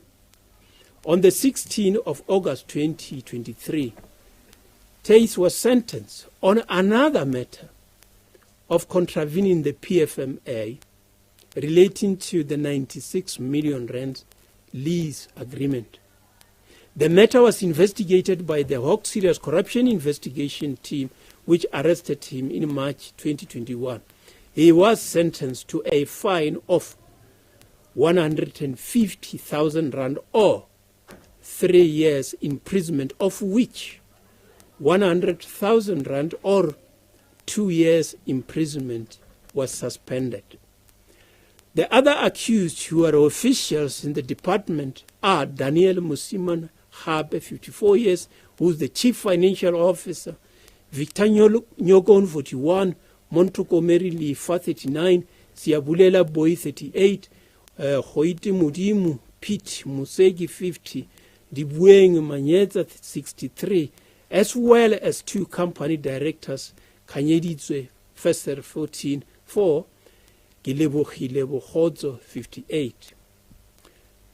The Hawks Priority Crime Specialized Investigation has also secured a preservation order worth a combined value of 5.3 million, which included a piece of land and a Bentley Continental GT motor vehicle.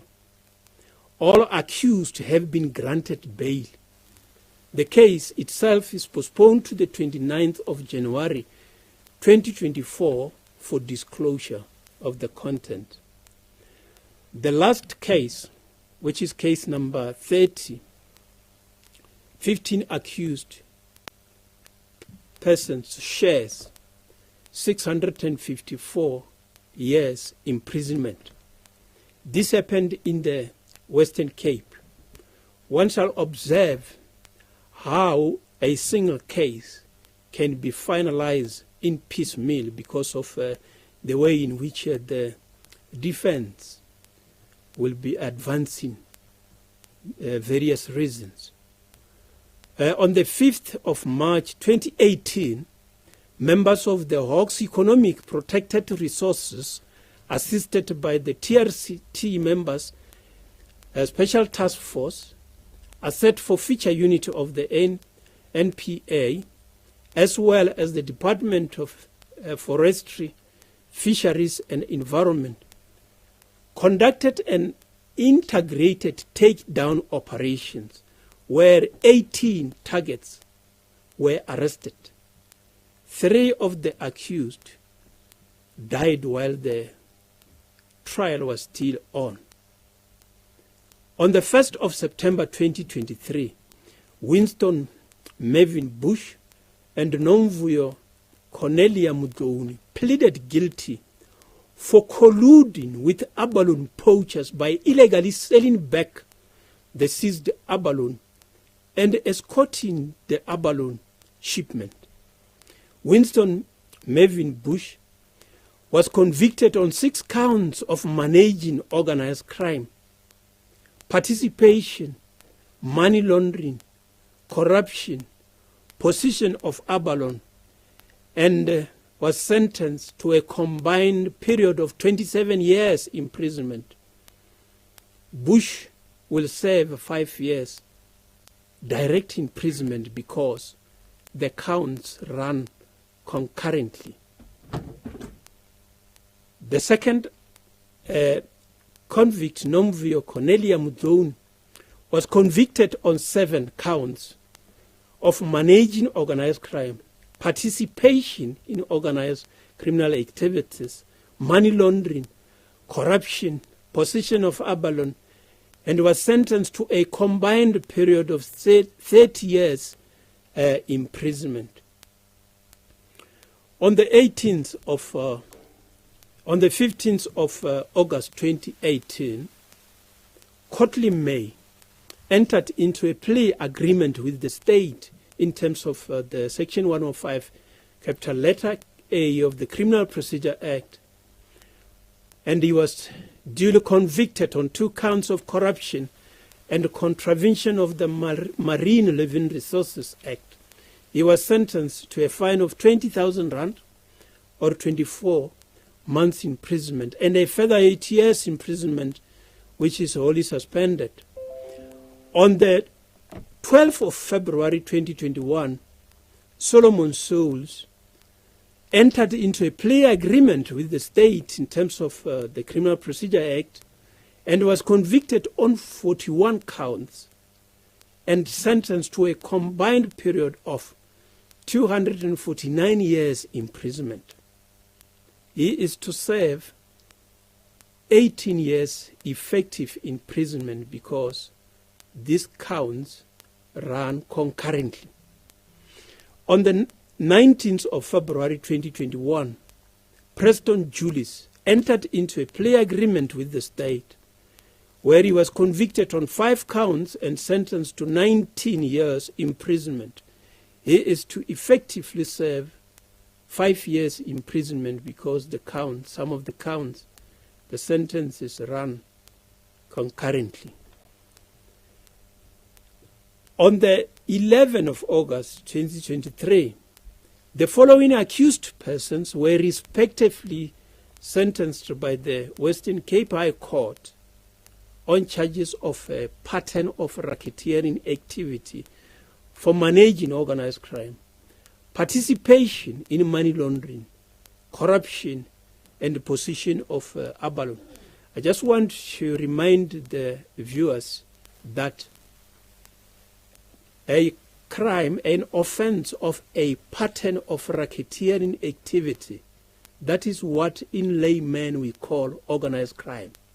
So in terms of the Act, it is a pattern of racketeering activity. Those are the counts that you will see that they have been appearing in several of these accused persons. Some of the crimes obviously still result in the Prevention of Organized Crime Act, such as money laundering, participation, and the like. Accused number 6, Adam Baikis, 42 years, was convicted on 6 counts and sentenced to a combined period of 52 years imprisonment. Rudolph Enrulo, 40 years, was convicted on 6 counts and sentenced to a combined period of 47 years. Alistair Hilma Mans, 47 years, was convicted on 6 counts and sentenced to a combined period of 47 years imprisonment. Linda Nkeleni, 48 years, was convicted on 6 counts and sentenced to a combined period of 47 years imprisonment. John Stephanus Karelse, 53 years, was convicted on 6 counts and sentenced to a combined period of 47 years imprisonment. And Frederick Mayberg, 52 years, was convicted on 4 counts and sentenced to a combined period of 22 years imprisonment. Dennis Swart, 42 years, was convicted on 4 counts and sentenced to a combined period of 25 years imprisonment. Eugene Herandin, 59, was convicted on 2 counts and sentenced to a fine of 70,000 rand, or combined period of 6 years imprisonment. Richard Malan, 55 years, was convicted on 2 counts and sentenced to a combined period of 8 years imprisonment. Steve Lovo, 40 years, was convicted on 4 counts and sentenced to a combined period of 8 years imprisonment. In conclusion, let me repeat that the DPCI shall at all times enforce the law of the Republic without fear, favor, or prejudice, and as the law may require. I thank you.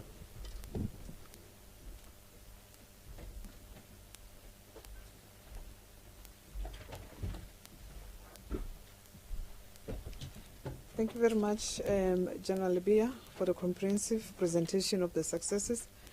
Ladies and gentlemen, you would have taken note that the successes that were presented here is just a drop in the ocean compared to the overall successes that were achieved by the DPCI for this quarter.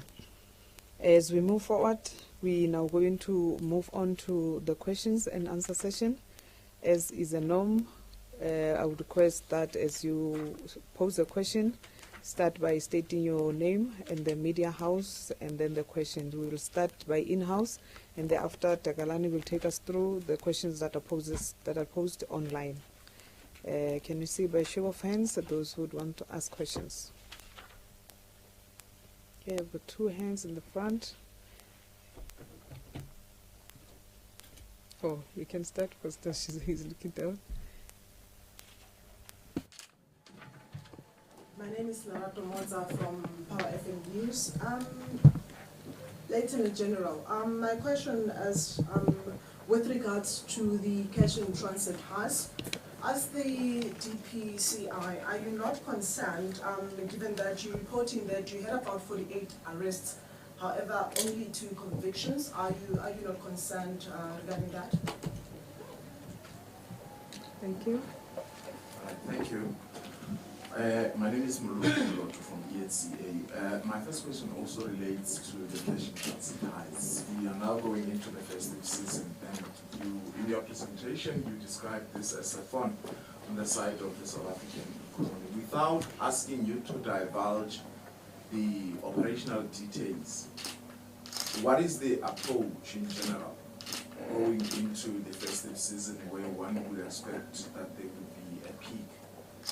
But regarding the arrest, if I heard you correctly, of about 30 people at a mine in Stilfontein in the northwest. This is not the first arrest that comes to my mind. I think sometime last year there were about 22 men, virtually all of them foreign nationals, who were arrested. And I heard you mentioning the type of weapons they were arrested in possession of this time around.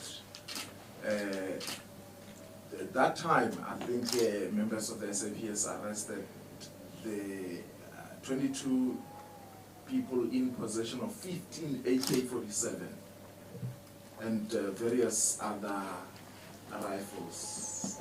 I'm not too sure if it is at the very same shaft. It is.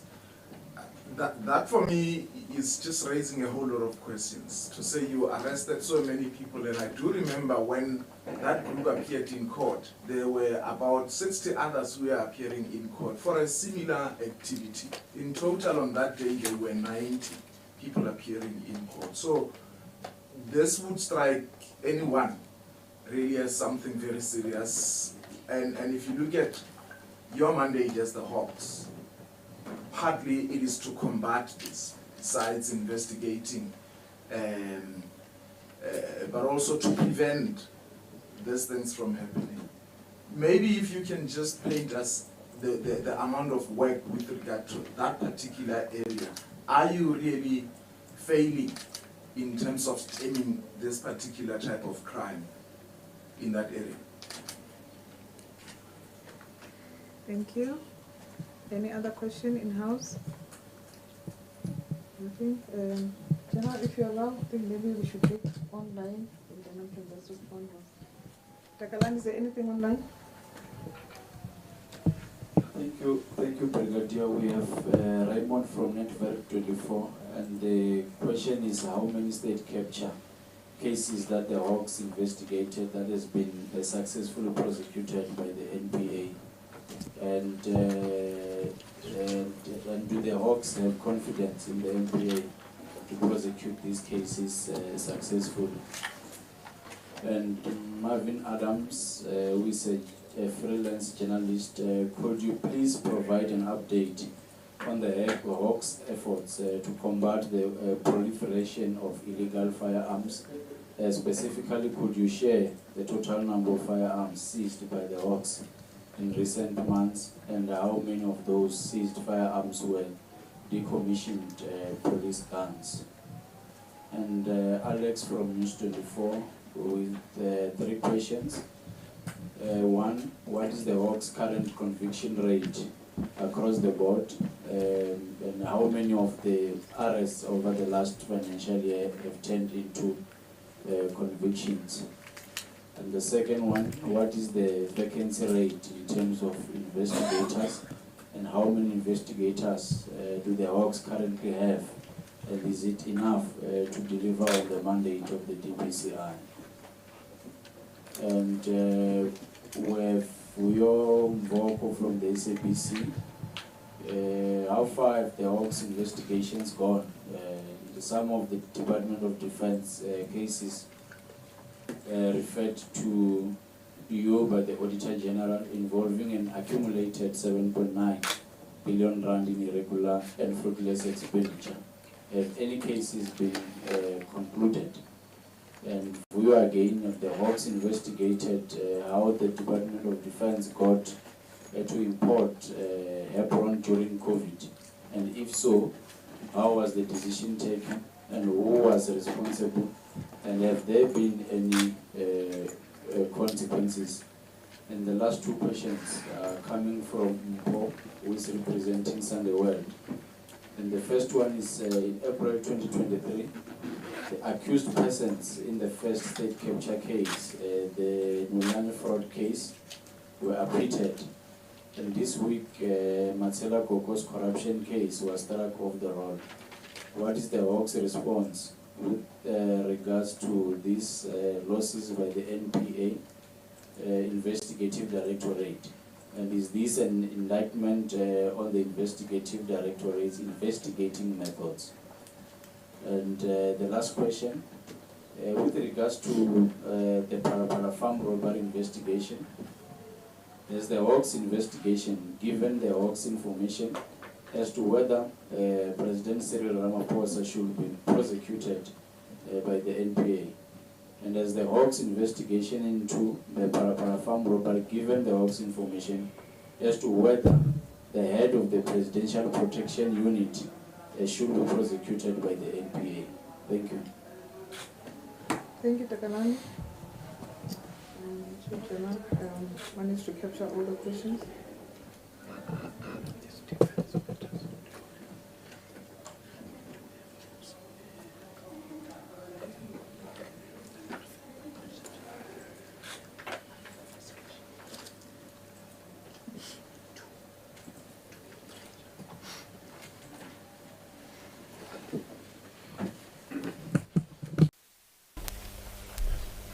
Thank you very much for the questions that have been raised.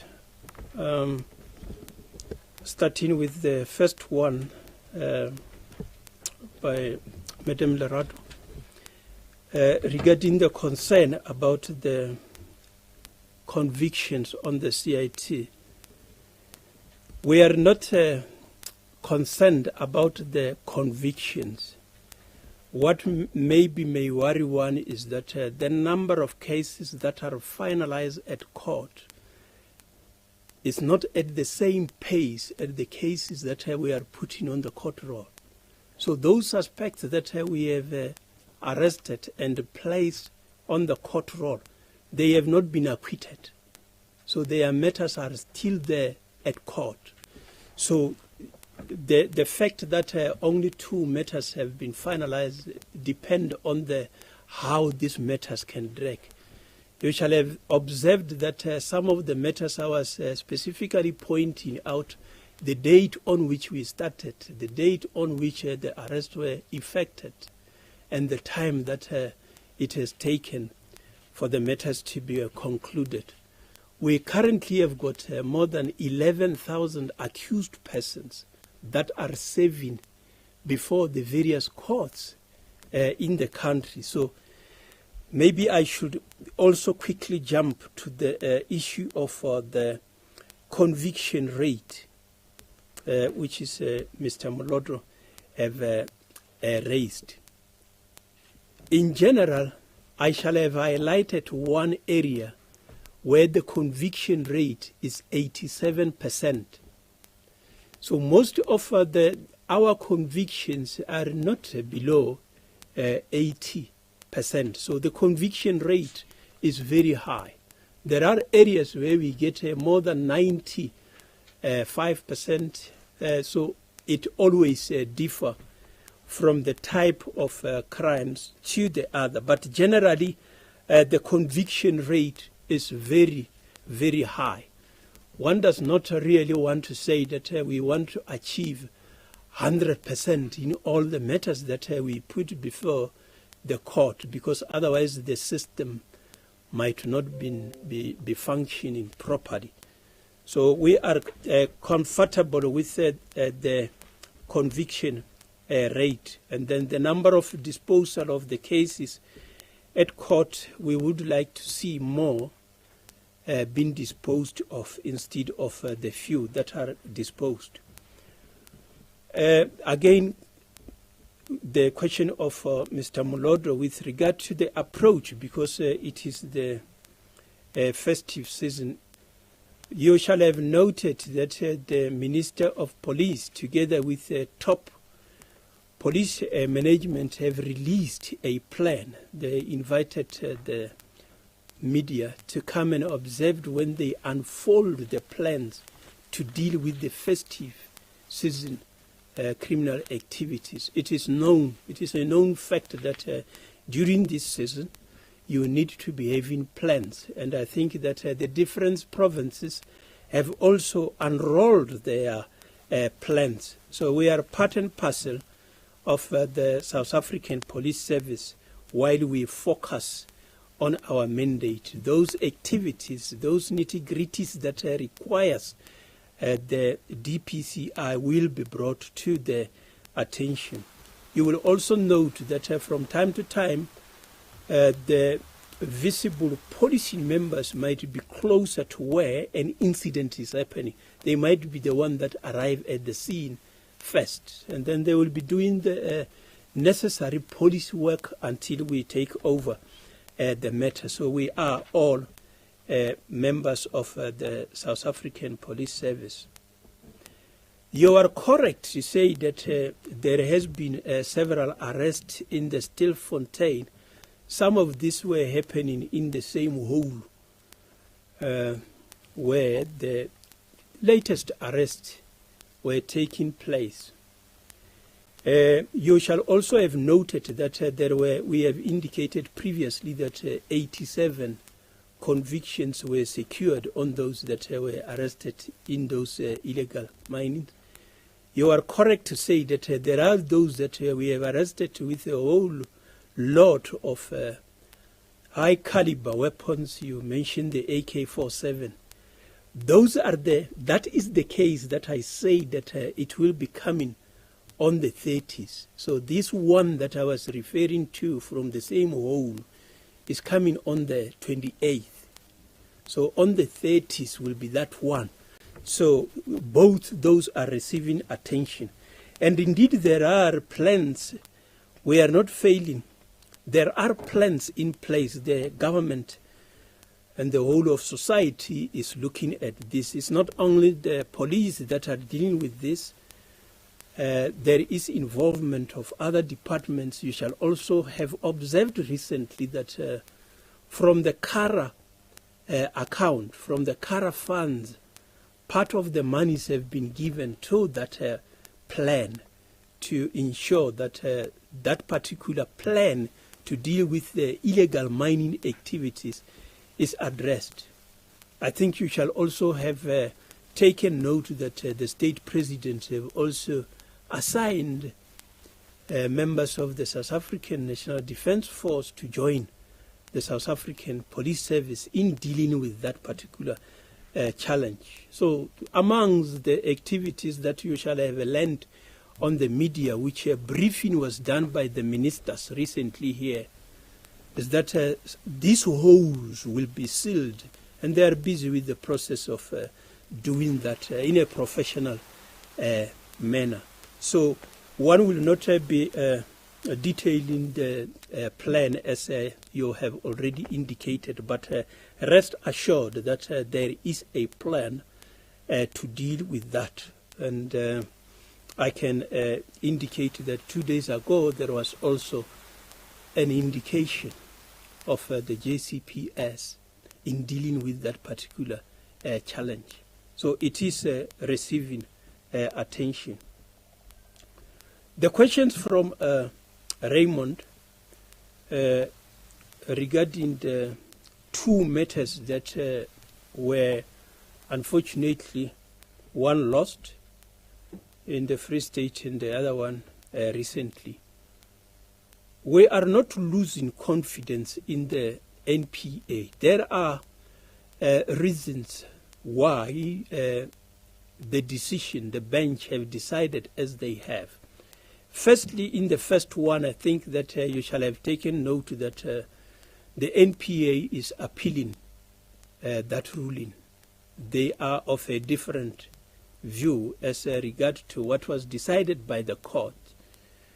In the second matter is a matter of being struck off the roll because of the view that there is a undue delay in finalizing whatever needed to be finalized.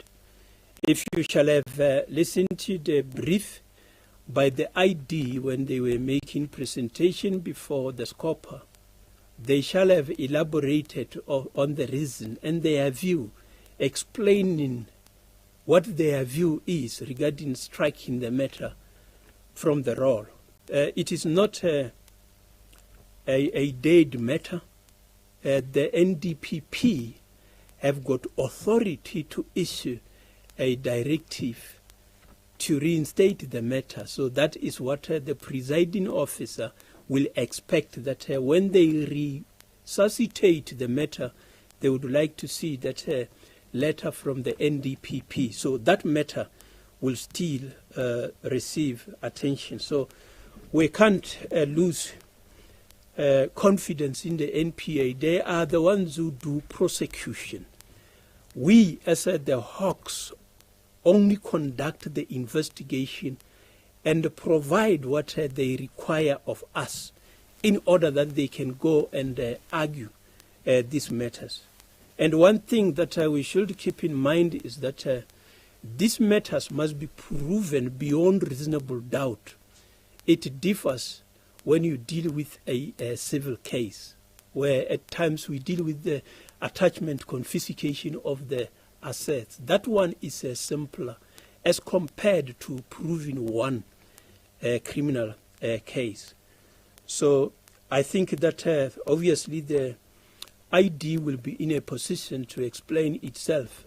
I'm just indicating in general that we are not losing confidence in the ID. They are also prosecuting some of our cases. Yeah, the issue of the illegal firearms, the number of firearms that we shall have been seized, we haven't brought that information at this briefing. We did not consolidate that one, but that information is available. I have touched on the conviction rate in general, citing an example of 87%. There are other areas where we even achieve 100%. But as I have said, we don't necessarily say that there must be 100% conviction rate in all the matters. But the conviction rate is very, very high. The issue of the vacancy rate and whether this is affecting the work of the DPCI, we have indicated when we were briefing also the SCOPA that we are currently operating on 53% of the capacity that we are supposed to be having. And then, as you can imagine, we still need to capacitate with more than 40%. So that is the work that we are currently doing. With the budget allowing, we expect that within 2 financial years, we will be able to operate on 100%. So that of necessity will mean that there will be some sort of cases that takes longer as compared when we have got more investigators. I have indicated that we are carrying more than 19,000 cases. So with these 19,000 cases, and you can imagine, one of our cases, we usually require more investigators. You shall have heard in the past when I say, when we had to deal with cases like VBS, I had to put 20 investigators to focus on that. So our cases requires more labor. They are labor intensive.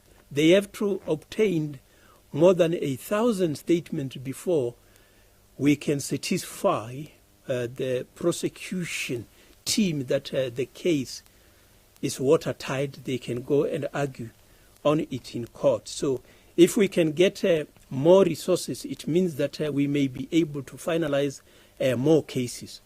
But the cases that we have finalized are not by any way few, because if we say we have got more than 11,000 accused persons that are serving before the various courts, you can see that there is sufficient work that can occupy the courts. You can also see the dates on which the case are reminded that it means that the court roll is sufficiently full. So, but that is what we deposit on the court roll.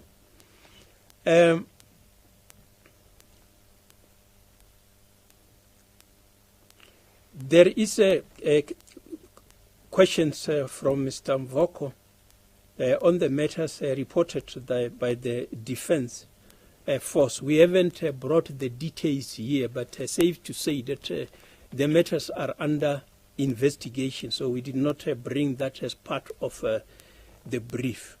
So the consequence from the SAPS side is to secure the attendance of the accused persons in court. When it comes to departmental matters that will be dealt with by the department, they don't necessarily wait for us. While we are doing criminal investigation, they also conduct their own departmental investigation. That is the department that can be able to say whether there will be consequences of what shall have transpired during the period when there was COVID or whatever.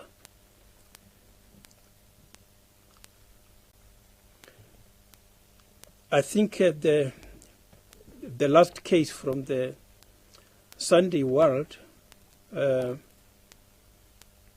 with regard to the two cases, I shall have also touched on it regarding the Nulani case, which was acquitted. I have indicated that there is an appeal process by the National Prosecuting Authority on that. They will better deposit the reason, and then the last one of Matsela Koko is the one that has been struck off the roll, which is a temporary matter, which matter can still be placed on the court roll. The last question regarding the Pala issues, let me just say in short that there are obviously 4 legs that we deal with when we investigate what you normally package together as the Pala. You shall have noted that we have already taken 2 of these matters to court, where 3 individuals have been arrested.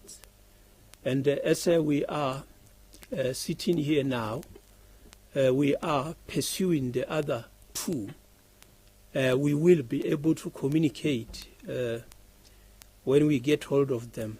They are currently not in the country, which is why it has not been easy to get hold of them like we shall have done with the others. That is 2 legs of the investigation. With regard to the other leg is sitting with the National Prosecuting Authority. They are applying their mind to make a decision on that matter. With regard to the last one, there is still some issues that the National Prosecuting Authority shall have required of the investigation to get to those. And then once that is done, we will be able to take it also to the National Prosecuting Authority for decision. So we are not going to deal with in detail with these matters under investigation. The one that is on the court roll, we are able to say 3 arrested, 2 still outstanding, and then we will deal with those 2. And then the other 2, the matter are still under investigation. Thank you.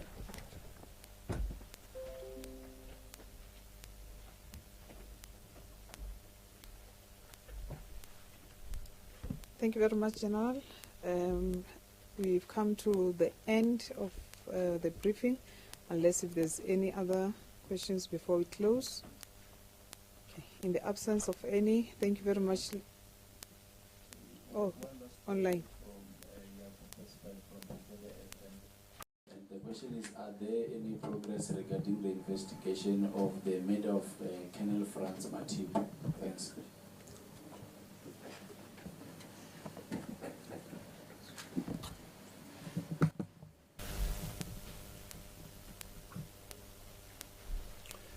Thank you very much.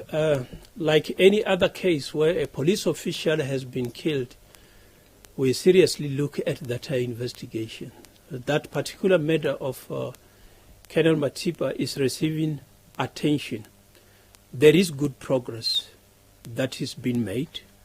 It's slightly complicated, but we are hopeful that the steps that have already been taken have got a direction. Just wait for us. We'll be coming to indicate how far we have gone. But rest assured that there is very good progress that we are making. Thank you.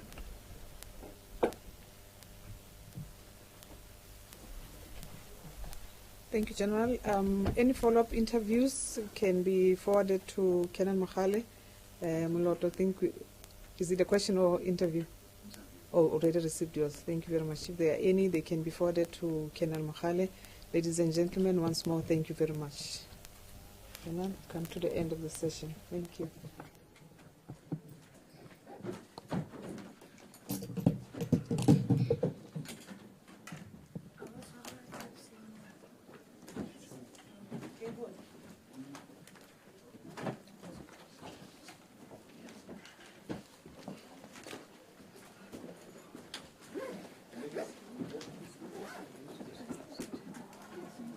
That's look like. Sorry?